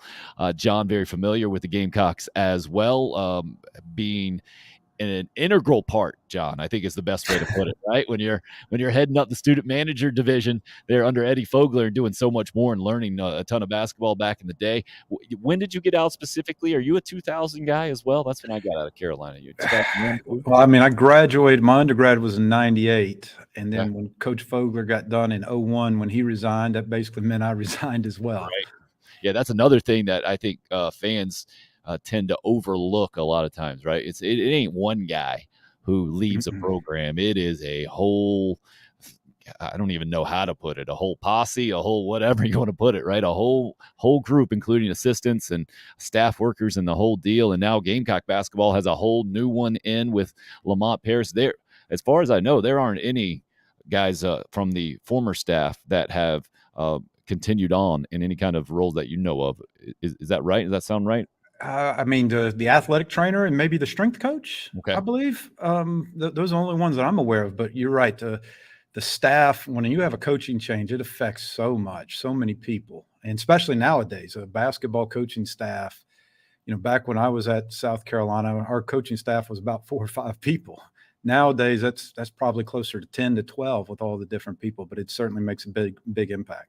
Oh, I was talking yesterday to Jerry Coots, who's really an insider of the Florida State program. He mentioned how Jimbo Fisher showed him back in the day Nick Saban's organizational chart with Alabama, and how he had 10 assistant coaches, and then they had 2 coaches assigned to them individually, one with the high school relations, the other one basically an analyst to break everything down, and how that has now become more the trend. Certainly, I think Dabo Swinney caught on to that, and football staffs are huge with the money involved, which is not a big surprise, and just a smaller scale for college basketball, it sounds like, just the 21st century being what it is. Wondered if you wanted to touch on any NBA stuff last night. It was Boston Celtics in the old Eastern Conference Finals, taking the 3-2 lead. It's 3-1 with the Warriors and Mavs on the other side of things. How much are you into the NBA, being a high school coach and a college basketball guy? Well, once it gets to the playoffs, I've become more and more interested in it. Like most people, I like storylines. I like competitive series. I like to see, the one thing I really like about the NBA is the coaching strategy in a series, because it can, you're playing one team for up to 7 games, and it could completely change how you guard a play, how you guard a particular person. Do you switch old ball screens? Do you trap some? What do you do? And as a coach, I like to try to see what type of adjustments teams make. But as the NBA playoffs go on, I love seeing who steps up. Of course, nowadays, one of the biggest things with the Boston Celtics is their health. If they stay healthy, since they've been healthy in January, they've been one of the best teams in the league. And I think with their coach, I got to ask you this, Tim, do you know who their head coach is at the Boston Celtics? I saw the name in a quick interview last night because I had the game on. But I was reading an article about Smiley Kaufman, a golf guy who just did some play-by-play stuff on The Athletic, and I was reading that. And I saw the interview, and I saw the name, and I tried to pronounce it in my head, and I couldn't do that. And then I was like, I don't even know if I've ever seen this guy before. I know Brad Stevens popped up the chain there, and I'm assuming he was an assistant that they slid in that role. What's the guy's name? Udoka, and I'm hoping I'm even saying that right correctly, because I've tried to pronounce it a couple of times myself, because I just started learning a little bit more about his history. I mean, it wasn't that long ago in the mid 2000s. He was an AAU coach. He played a little bit in the NBA, not a ton, and he was injured, had injury issues, but then was an AAU coach for 3 years. And he's really unassuming, but he's starting to become a rising star in the league. Yeah, I would say so. You're coaching a team that's about to head to the NBA Finals. That's pretty good. Doesn't get much better than that. Well, my point is, you're right. It doesn't get much better than that. But I will admit, I didn't know in the regular season. If you were to ask me, well, who is the head coach of the Boston Celtics? I was like, I don't. It's not Brad Stevens, but I don't know who it is. Right. And that's what the NBA is now, right? I mean, I feel like when you say Boston Celtics coach, I think Red Auerbach number 1, Casey Jones number 2. After that, Brad Stevens pops in my head. But just the way that superstars have taken over the league, LeBron obviously heads that, and the way not just a team but an organization and the influence. I feel like a lot of times these guys outside of we got Greg Popovich, who has been so dominant for so long and is such a larger-than-life kind of coach. Outside of him, from an NBA perspective, I can't give you a whole bunch of other names that I feel like really are the drivers of their organization. It's typically superstar 1, owner 2, coaches, maybe behind player number 3 or 4, I feel like, a lot of times from an NBA perspective. No doubt. I mean, I think people know who Steve Kerr is, but for the Golden State Warriors, but certainly not to the extent of Steph Curry, Draymond Green, and people of that nature. But it is a player-driven league. I mean, there's not too many Phil Jacksons out there. Pat Riley, some of the old school coaches that you thought of when you thought of the Los Angeles Lakers. You thought of Pat Riley, or then Phil Jackson. People like Chicago Bulls, it was Phil Jackson. I mean, for such a long time. But there's not too many of those coaches out there now. Yeah, so now that we're in the NBA, what did you see anything specifically? Like Jaylen Brown's gone nuts for the Celtics. That dunk last night was fantastic. You had another similar one from Andrew Wiggins on the Western Conference Finals. That's kind of what stands out to me. What's standing out to you right now from the NBA perspective? Well, it's, I mentioned a little bit earlier, which team can stay healthy. I mean, that's such a big driving force with the Boston Celtics. I certainly wouldn't, I'm not betting against the Boston Celtics now being up 3-2, but you have the next game, bad game, someone gets injured, Heat win the next game, you go to game 7, you certainly never know for sure. But it looks like Boston's in the driver's seat with that. Jason Tatum, who's, they reported he's banged up a little bit, but Brown went off last night. That dunk was absolutely nasty. So it's hard to bet against them. You got in the other series, the Golden State Warriors, they're up 3-1 right now. And their next game, they're playing in their Chase Center, their home court, which I think they're 9-0 in the playoffs right now. So I don't see the Dallas Mavericks catching them, but Luka for Dallas, I mean, this is a great opportunity for him to step up and do something special, because it was 3-0, now 3-1. Can he get it to 3-2? All right. If you can get it to 3-2, win a game in Golden State going back to Dallas, you never know. I just wouldn't bet on it. I believe Golden State will take care of business in their next game. But that's the great thing about the playoffs. I root for, outside of a few particular people, I root for good games. I root for compelling storylines. I love to see coaching moves. I would love to see, Dallas win a couple more games. Let's go to a game 7. Let's make it interesting. I like to see the psychology behind it. How does a team handle? They were up 3-0. Now all of a sudden it's 3-3. Can you perform? Then the other team's playing with house money, so to speak. So those are the things I look for. Man, I'm with you on that to a large degree. And I love what Luka ended up doing in that Phoenix Suns series, and just how they absolutely smashed the Suns in game 7. And then my mind went to, well, if we're talking about the most interesting part of basketball, like I love watching Steph Curry, and he and Klay Thompson are absolutely ridiculous, and poetry in motion in a lot of ways in the whole thing. But the most interesting part of the Warriors, and it ain't even close if you ask me, is Draymond Green. Oh, absolutely. I mean, isn't he always on? I feel like he's always on the edge. And all the energy and intensity, I mean, it's made him, he's going to be, I think he's on his way to the Hall of Fame. You can't knock him, right? But I feel like it's a lot like Dennis Rodman maybe was back in the day. He's always so close to being kicked out of a game or hurting his team. I feel like Golden State the other day played a lot better without him than with him on the floor. From a coaching perspective, how do you see a guy like Draymond? Let's just not a guy like him, because I don't know if there is one like him. How do you watch him? What goes through your mind? He's a guy I would love to coach. Now, that shocks me to hear that from a coaching perspective. Why? Well, I will finish this part. I would love to coach him, but I'm sure he would cause me more headaches than he would cause a lot of headaches, I should say. But as a coach, I like guys that play with a lot of emotion. They want to win. I don't think Draymond is about himself. I think he wants to win. No doubt.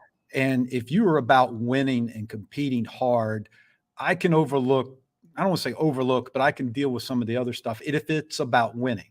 Now, when it crosses the line, if some of your antics aren't about winning, and I'm not saying that I like everything Draymond has done, it's not. But I would also, as an opposing coach, I'd hate to play against a guy like that. Right. Because he is going to play with maximum effort. He is going to be real intense. And like you said, he's on that edge where you don't quite know what he's going to do all the time. So that's sometimes really hard to coach against. But he is such a tremendous talent. He told a great story about when Steve Kerr came in, and they talked about moving the ball, passing the ball. And Draymond was like, well, if we want Steph or Klay to shoot it, why do they got to keep moving the ball? And Steve Kerr told him the ball will always find who it's supposed to find and get a shot. And that stuck with Draymond. And he was like, that resonated with him. He's a smart guy. He is really smart. Now, he may do some dumb things from time to time, but he is really smart, and he's a hard-nosed player. And he's going to be a great TV analyst too. If he gets into that after he's playing, he's going to be fantastic. Well, to me, it's for those of us, first of all, who never had anywhere close to the physical skills of any NBA players, right? Who could, like, I was that kid that it was all about the fundamentals, man. If I was going to score, it was only because I did it exactly right and used the perfect angle to hit the bank shot and the whole thing. And So it's really hard, I think, for a lot of us to identify. And then when we see when emotion gets a hold of guys and they do things that hurt their team, I think it's really easy for us to say, "Oh, what a dumb play! This guy doesn't know what." But we overlook all the brilliant stuff they do that we might just dismiss as athletic ability or something stupid like that. And I think Draymond is a great example of that. I think what you were talking about the other day, what he was saying, he was stressing the importance of moving the ball or making that next play, and how that doesn't always reflect on stats. And that's another way I think we screw things up too. If I just look at a box score and I say, "Oh, this guy had 30," he's a much better player than this guy had 5. Well, I think from a coaching perspective, you probably know more than anybody that is oftentimes not the case. Sometimes it can be the opposite, right? That guy got 30, shot 37 times. He hurt the team more than he helped the team. Oh, there's no question about it. Stats it's easy. I shouldn't say easy, but someone scoring 20, like I said, what was their field goal percentage? How many times, did they shoot 30 shots, but only make, 30% of them? How many times did they turn over the ball? But we're, as a society, we're driven on stats that people want to see, like points, made threes, rebounds. There's not any stats on the extra pass that they make, the assist to get to the assist, like a hockey assist, I guess, is a great example. But someone like Draymond, he brings so much to the game, and he's just a hard-nosed guy.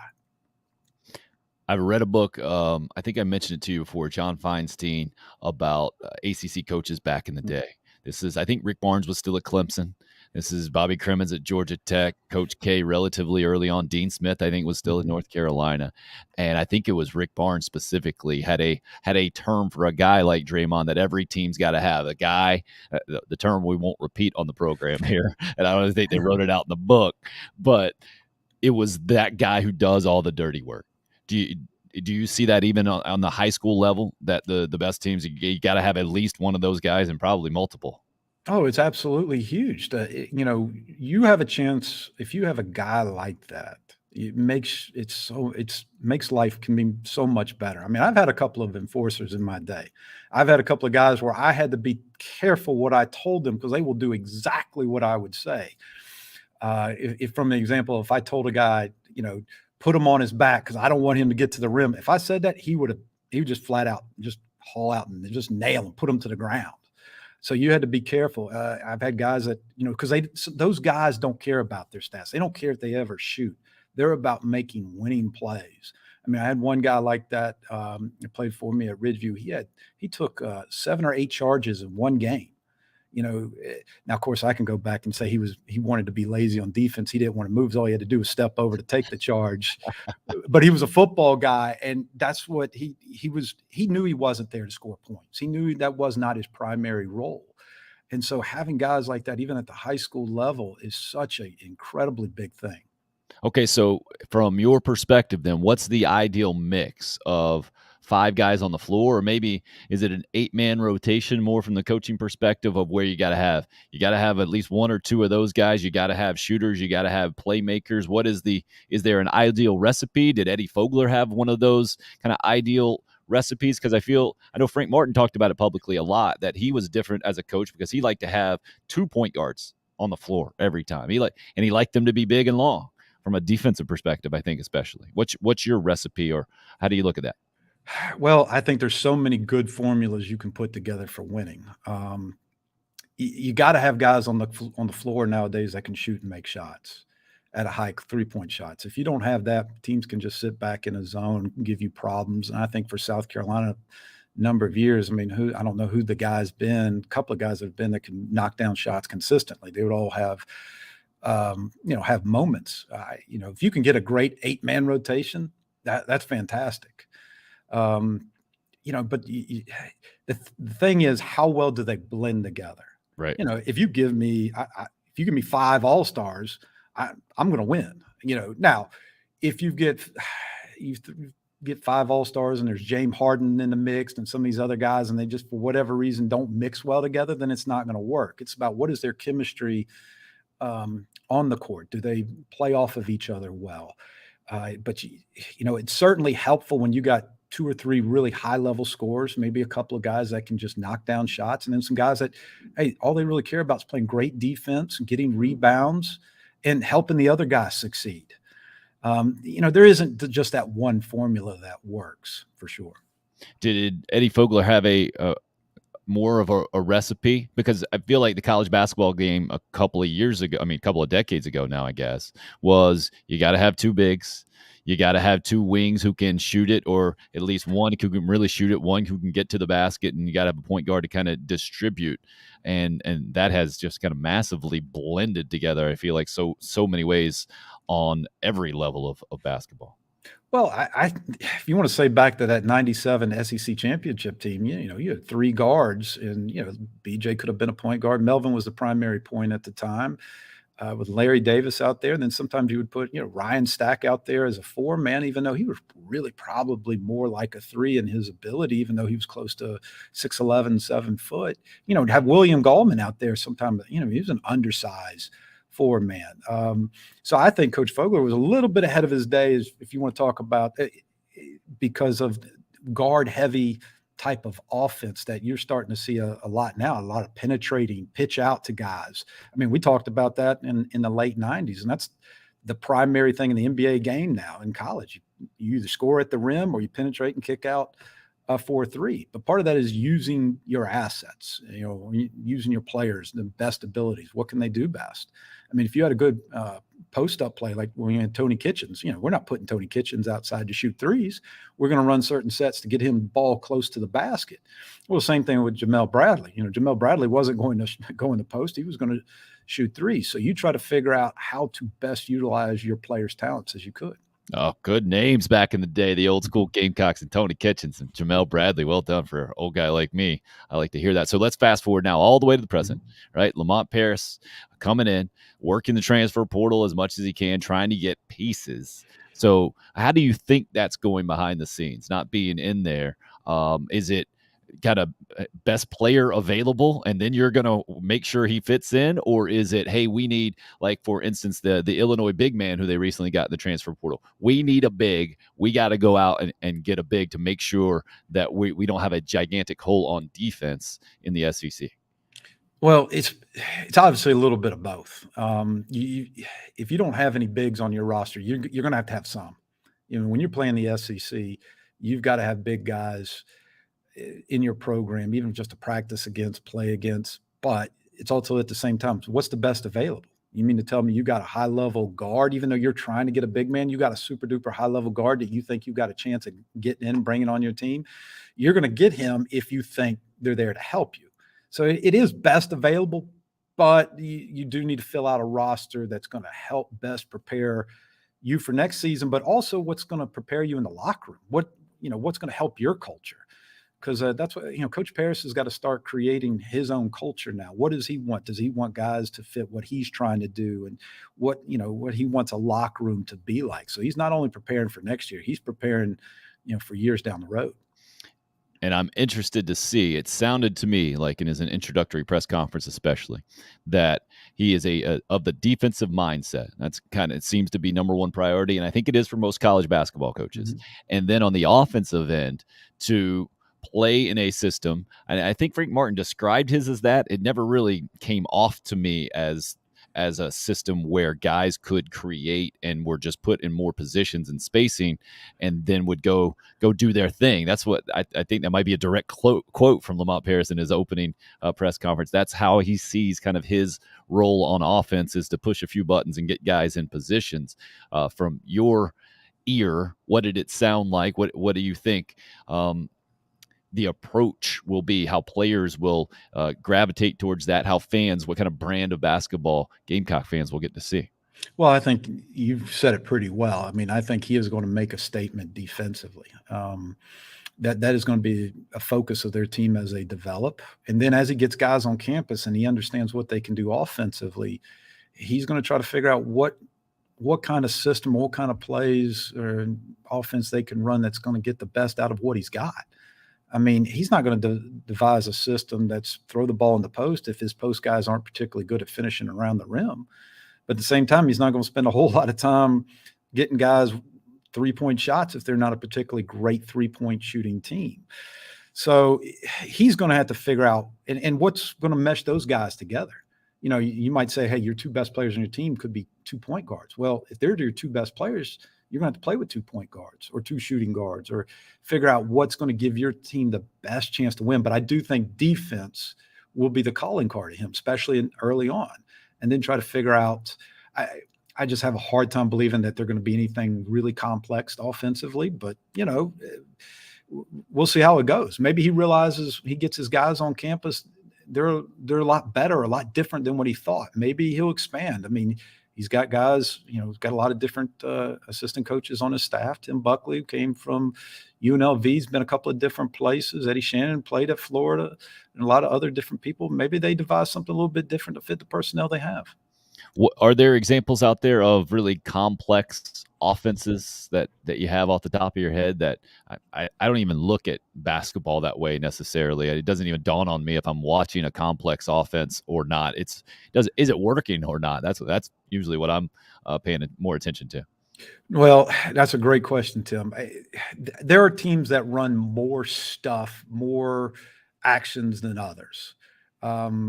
There's some guys that they run very few actions, but they're very simple, but yet very effective on what they do. I mean, there's guys that they run set plays every single time down the court, and other times they're running something else. And then part of it is you've got a read and react option based off of what you got. Most coaches are pretty good about devising a system which best fits their players, or at least that's what they're attempting to do. Some coaches do a better job than others on it, but some are definitely. I'm trying to think of somebody that's more complex than other. I like watching Gonzaga. I think they run good stuff. Now, I don't really know always how complicated some of it is, because you don't know, like, what Coach Few's giving them. What are their options? Maybe he doesn't give them many options on certain ball screens or certain things.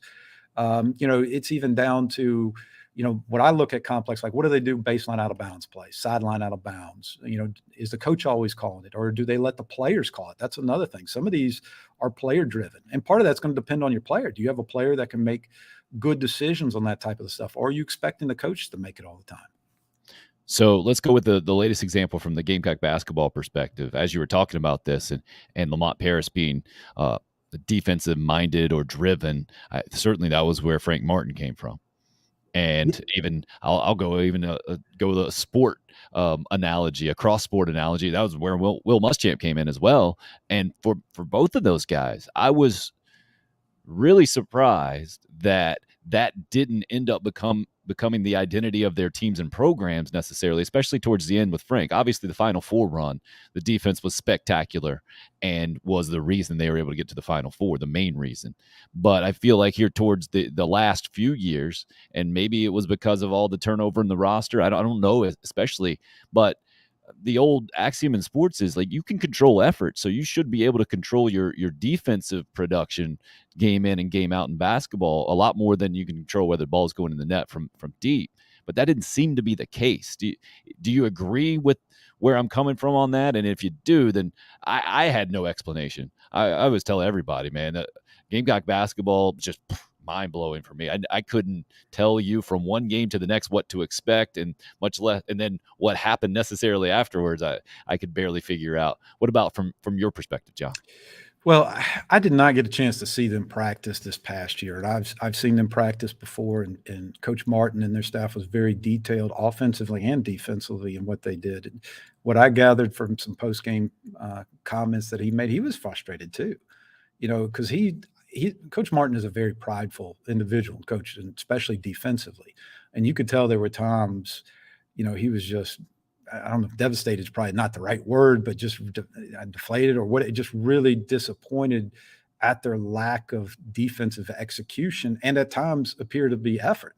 Now, I truly believe those guys are playing really hard. And I don't know if there's this one simple answer, but I do think, you brought it up with COVID and transfers. It's hard to gel together if you're always bringing in a bunch of new people And, you had COVID stoppages last year, because I believe Coach Martin coaches a particular way that involves developing relationships with guys working together. Well, they didn't have a whole lot of continuity over the past couple of years, and nor did a lot of guys. So I'm sure Coach Martin would love to figure that out too, why certain things didn't work better than what they did defensively. Well, and he's not the only one. There's two, in fairness, right? John Calipari and Coach K couldn't figure it out in that COVID year. Right? They missed the NCAA tournament, Kentucky and Duke, which was something I never thought I'd see. And then the ability to bounce the program right back, I think, was the really impressive part there, that these guys obviously had a recipe for success. And with the COVID adjustments they had to make, they weren't able to fine-tune that recipe in a short amount of time, but then they were able to get back to, I think, more of a normal routine. It showed me a lot about coaching, I think, in a lot of ways, how systems are developed and work, and if you disrupt that system, just a massive impact they can have. Did you see that as well? Oh, absolutely. That's across all levels of, I can speak for basketball and other sports. When you disrupt how you normally do things, I mean, I go back to high school basketball when we couldn't do anything a couple of summers ago because of COVID. We didn't have those relationships with those kids. We didn't do anything with them over the summer, and it really hurt our continuity. And there's no doubt that had the same impact on the college game, not with just the University of South Carolina, but all schools. And then the high rate of transfers that come in and out. You can't if you have a big disruption like that, you can't coach the exact same way under different conditions and then coach the exact same way and expect the same results. You got different inputs, you're going to get a different output, even though if you're coaching the same way, because you got so many different guys. And I will tell you one mistake that I made when I left Ridgeview High School to go to Ben Lippen School to coach there for a few years. A mistake that I made is, I look back on it now. When I went to Ben Lippen, I coached as if I was continuing to coach at Ridgeview. And what I mean by that is, I was coaching guys that had never been with me, didn't maybe understand all of my terminology. They didn't go through my system of B team, JV. And there was times I was coaching assuming they knew it all, or assumed they knew some of the things that we've taught them in our earlier system. Well, some of those guys didn't. And my output wasn't the same. I wasn't getting the same results, even though I was coaching the same way. So when you devise a coaching system, philosophy, when you change, when there's some disruption in there, that's why there's some problems. And, even you could do things the same way, but if you got different players, sometimes, I've had plays that I've worked that worked great, fantastic. The next year, a couple of different guys, plays are horrible. You're like, what? I'm like, what are we doing? But I'm coaching it the same way, just some different players. I think that can apply to a lot of different things, man. When you change jobs, you change your kids go from one year to the next, or they have a different teacher from one year to the next. I think, yeah, that goes across a lot of different ways. John, it dawned on me as you were talking, I don't know. This is where I think we need to start from a basketball perspective. I should have asked you this before I asked you anything else, so I can understand where you're coming from a basketball place. And I'm going to put you on the spot here. You got a lot of knowledge, all right? So I've done this show before. Maybe you even heard it back in the day. Your five. You got 5 guys in basketball, 1 through 5. Who are they? I'll buy you a little bit of time, but I'm in my mind, I do it like more of a position thing, right? Mm-hmm. Who do I want as my number 1, my 2, 3, 4, and 5? Even though that's not necessarily how basketball is being played, that's still how I think about it. In my mind, that's still who I would put out there. So my all-time 5, I'll give you mine. Okay. And then as you're still thinking about yours, I kind of start with Michael Jordan and go out from there, right? So I plug him in at my 2. Then I still think it's a very legitimate conversation right now, him versus LeBron. Even though I'm an old school guy, I can recognize the greatness of LeBron. I go him as my 3, right? Then I'm going back to the guard at 1, and I'm thinking, all right, who do I really want here? But I got a 2 and a 3 that aren't necessarily 3-point guys. I want to make sure that I got an amazing shooter on the floor, and I can get away with that at number 1 if I throw Steph Curry there. So that's 1, 2, 3, right? Curry, Jordan, and LeBron. And then I can get away with some more defensive-minded guys down low. because I got plenty of scoring right there. Not that necessarily Tim Duncan's known as a defensive guy, but amazing on defense, a selfless guy. Got him plugged in as the 4 and Bill Russell as my 5 if I'm going to have some historical context. So that's my 5.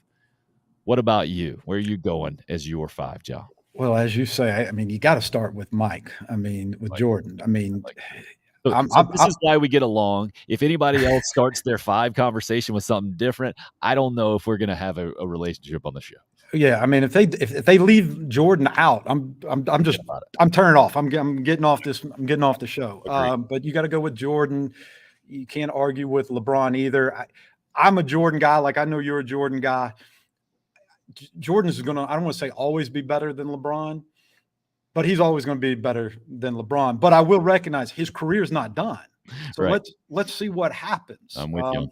Even though I have arguments with my players all the time about it. Oh, sure. You know, I'm just going to go with Bill Russell as well. I think you know, reading more about him and studying him, it is hard to go against it. I don't want to pick Steph Curry, even though I can understand why you would pick Steph Curry. You know, part of me wonders what would someone like Wilt Chamberlain, you know, have Bill Russell and Wilt Chamberlain down there. I mean, I think I don't see how you could go wrong with that. Okay. You know, if you had even a guy like a Jason Kidd at the point guard. Good pull. Yeah, I'm with you on that. You have a guy like Jason Kidd with Jordan and LeBron, and you know, I would love to. You know, you've brought up all those are actually really good. Steph Curry at the 1. I mean, you know, maybe he could be somewhat of a defensive liability, even though he's pretty good defensively. He can shoot the P out of it for sure. I might go with Jason Kidd, like you said, as a system. I don't know if I put Jason Kidd as one of the 5 best players. Right.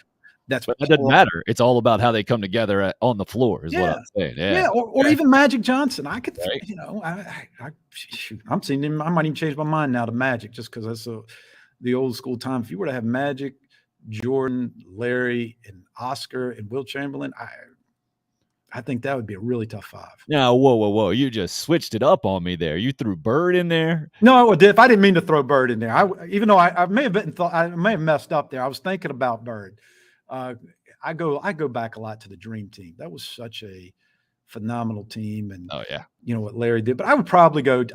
If I went Magic, Jordan, LeBron, Oscar, and Wilt Chamberlain, I'd probably go with that 5.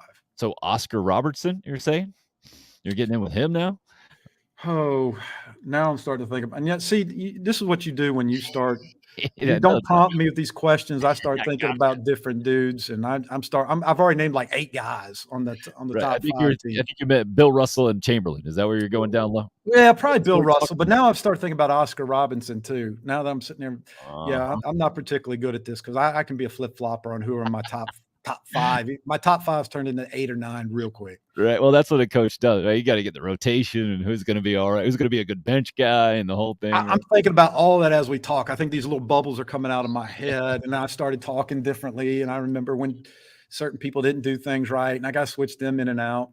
Love it. Anthony's in with my 1 through 3 there with Steph, Jordan, and LeBron, and then he's going Akeem at the 4 and Wilt at the 5. He can't go wrong there either. No, that's an excellent 5 for sure. But that's the thing though with these teams. A lot of times, like those guys, all main scorers, right? That's my problem with the 1 through 5 and throwing them all in as scorers. That's why I think Magic's a great pull. Even Jason Kidd, I love that you even mentioned Jason Kidd, not known as a scorer, distributor. You don't want to have the ego involved.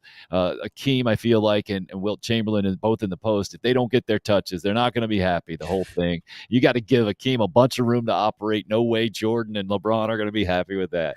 So that's what goes through my mind. That's what that to me is the fun of thinking of the 5, the magic 5 you would throw out there. Oh, absolutely. It's about what are the combinations, what are the personalities of guys that are going to fit together. I mean, like I said, that's one of the things I loved about that documentary series they did on the Dream Team and how they worked together because they were all stars, they were all alpha dogs, or a lot of them were, and throw out John Stockton. John Stockton probably fit pretty good on there. No doubt. Like him, Scottie Pippen could be a 3 real quick. I mean, you could play him at the point.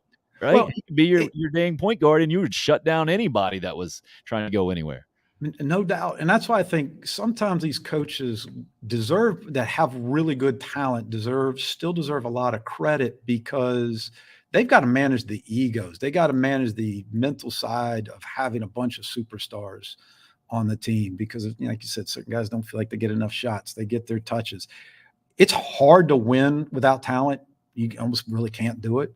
But it's not always as easy as people think to coach talent and try to win against other people, especially at the level at the NBA. Well, I love that you said that. First of all, from the coaching perspective, because this is what drives me nuts right now, John, is this name, image, and likeness discussion in college sports, where you just automatically have guys say, oh, no, it's going to become more top heavy, especially in college football, whereas it's the most top heavy sport of all time. But these coaches have no clue how to manage a locker room where there are money issues. Allegedly, they've never had to do that before, right? But now that it's at least above board, or guys can know what another guy is getting, and it's being, I assume, talked about a lot more than it used to be. Mhm. I think it's going to be fascinating that Nick Saban has to deal with this, first of all. And it looked like he dealt with it pretty good in that year number one with his quarterback getting $1 million. But across the board, the Jim Fishers and the whole thing, I say, hey, good luck, man. You buy whatever you want to buy, right? But just know you're going to get what you pay for, and it ain't all rosy, right? If a guy is coming to you because he's getting the best deal, Will Wade, well, then you also got to deal with a lot of other stuff that comes along with that, man. There's no doubt. I mean, this is where coaches have to evolve. I mean, the game has evolved, but everything about college athletics is evolving, from the transfer portal to name, image, and likeness. Nutrition, throw it all in there, right? Injury issues. I know you're talking some good stuff with Coach Lake earlier about that. You've got to navigate all of that stuff, and the guys that will succeed the best in the long run will figure out a way to manage those the best. And part of that will be trusting in guys, guys that you have a guy that can handle the name, image, and likeness thing. And what type of relationships do you develop with your players, and how do you develop a locker room? Because you have a couple of guys blow up a locker room, unhappy guys blow up a locker room real quick and not succeed just because you got a little bit of talent. Yeah, and Jay Wright was a name that popped up in my head who got out of it, right? And I don't think a lot of us saw that coming. Maybe he was that guy like an Eddie Fogler or a Ray Tanner who just had that in his mind. Maybe he wasn't extremely public about it. I know the South Carolina guys were pretty public about it. That wasn't their plan to coach into the 60s and the whole thing. Mm-hmm. What about you, John? Did you ever see college coaching specifically and say, nah, I don't think I want to deal with that part of the coaching realm? I feel like high school coaching from that standpoint is a lot purer, that you don't have to deal with the recruiting and and now the agents involved and the everything else that goes with it. Well, that's a really long question, or it's a short question, but can be a really long answer with so much in there. Recruiting is becoming certainly a big topic in high school.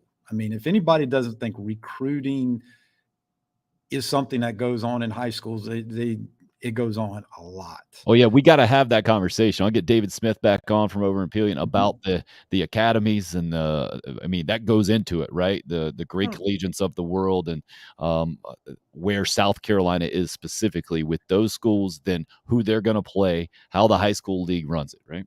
Well, it's not even just, it's everybody. I mean, you've got to figure out, and we could do this one other day where we can dive into it real deep.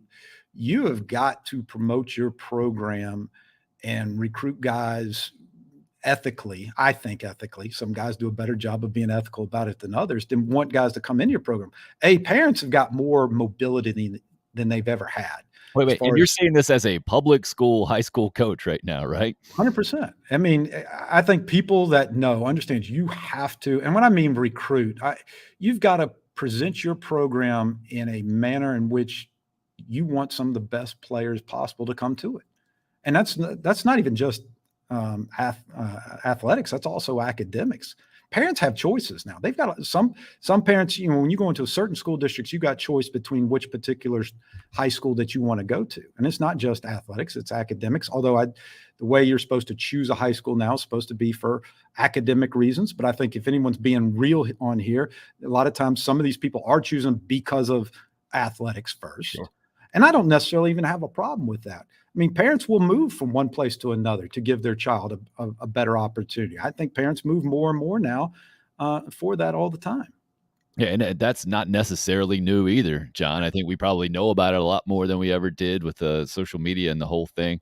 And then you have the ability to promote and get the word out and kind of create the brand, I guess, now. Is that where high school basketball is, where high school athletics is in a lot of ways, where these other entities have been for a long time, pro sports and college sports? Oh, there's no doubt. I mean, I've heard of stories all the time where parents would get upset because their coach didn't have a Twitter account as far as promoting the program, didn't retweet something, or not even so much that they didn't do it, but they saw what school X over here was doing all the time to promote their player.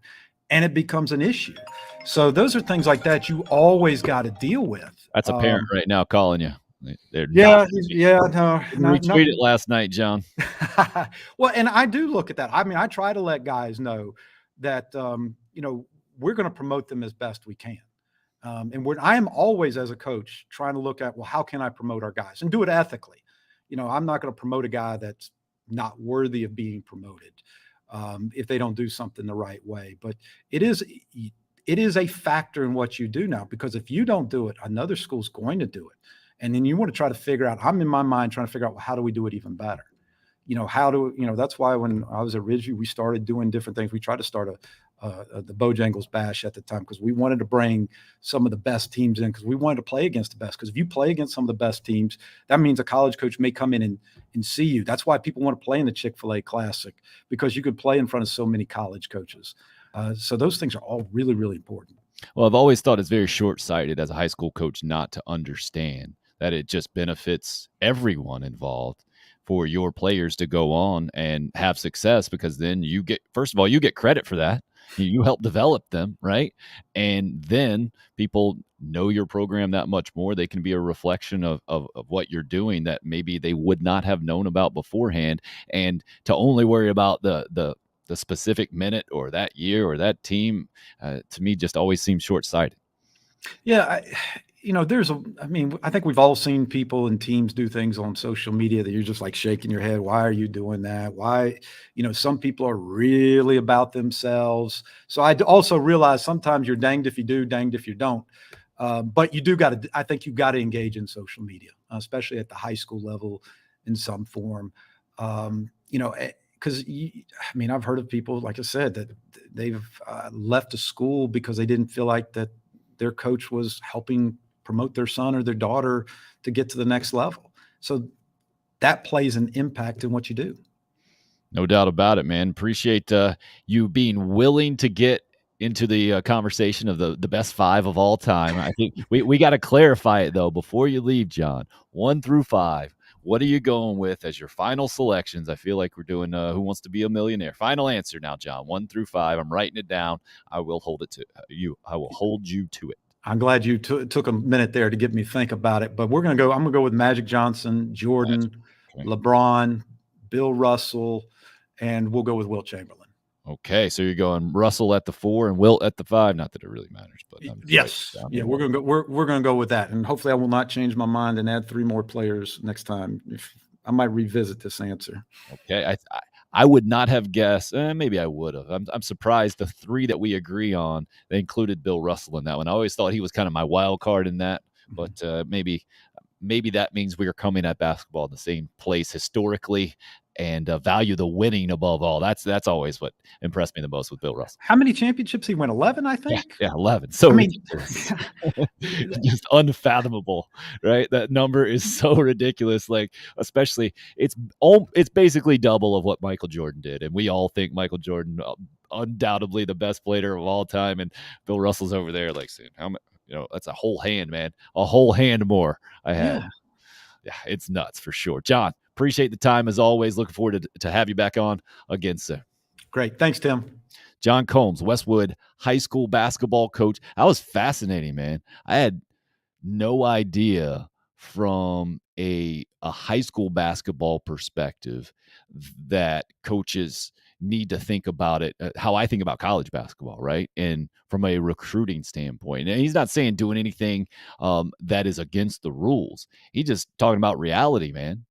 I know that was of interest, let's say, certainly for my family, as I was headed into high school, just being a very mediocre, average kid who was hoping to play high school athletics. Like, all right, how's the coach here? How's the program there? That it's something that you have to, and now with social media and being able to have so much more information about, I mean, I can, again, old guy growing up, old guy thoughts here, how my rival high school, I think I knew their head coach's name, but anybody else kind of around, there were very few programs that I had any kind of idea what their identity was or how they played or the whole thing. And now you can just know so much. It's crazy. Speaking of that, Gary weighs in. Mount Verde Academy, a great example of a college and pro basketball factory. Yeah, I think that was where a couple of Gamecocks have come out of recently.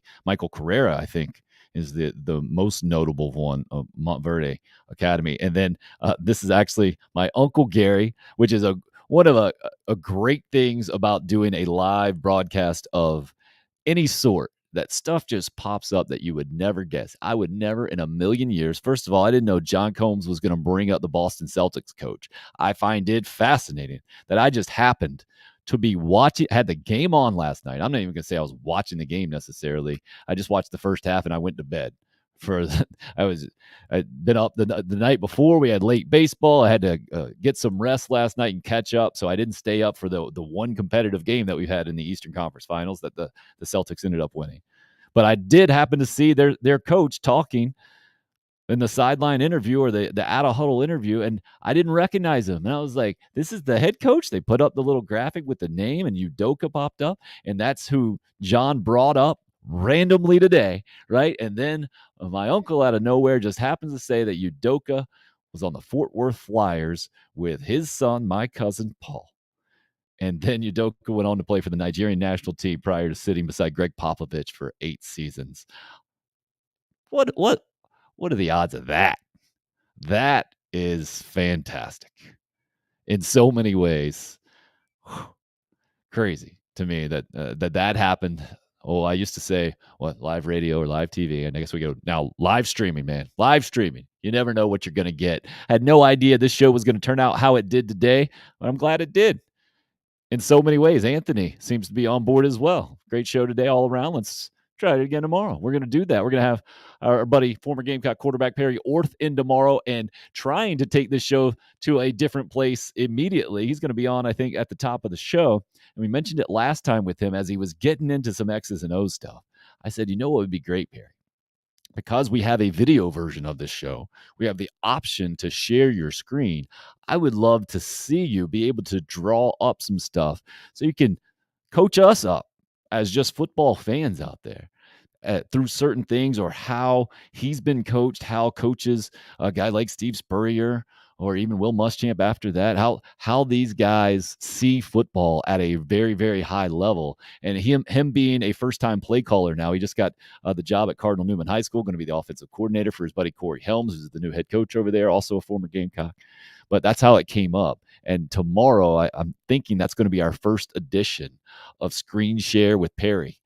And I'm really looking forward to that right off the top. And who knows where a Friday show is going to go. But the Thursday edition of this show with Stuart Lake leading us off and then finishing with an exit interview story about Ray Tanner convincing Gavin Floyd to sign for $4+ million instead of come to college was a fantastic start to the show. And then John Combs hopping on, talking some basketball. We talked probably the least football we ever talked on the show, but we're going to get a huge dose of it again right off the top tomorrow.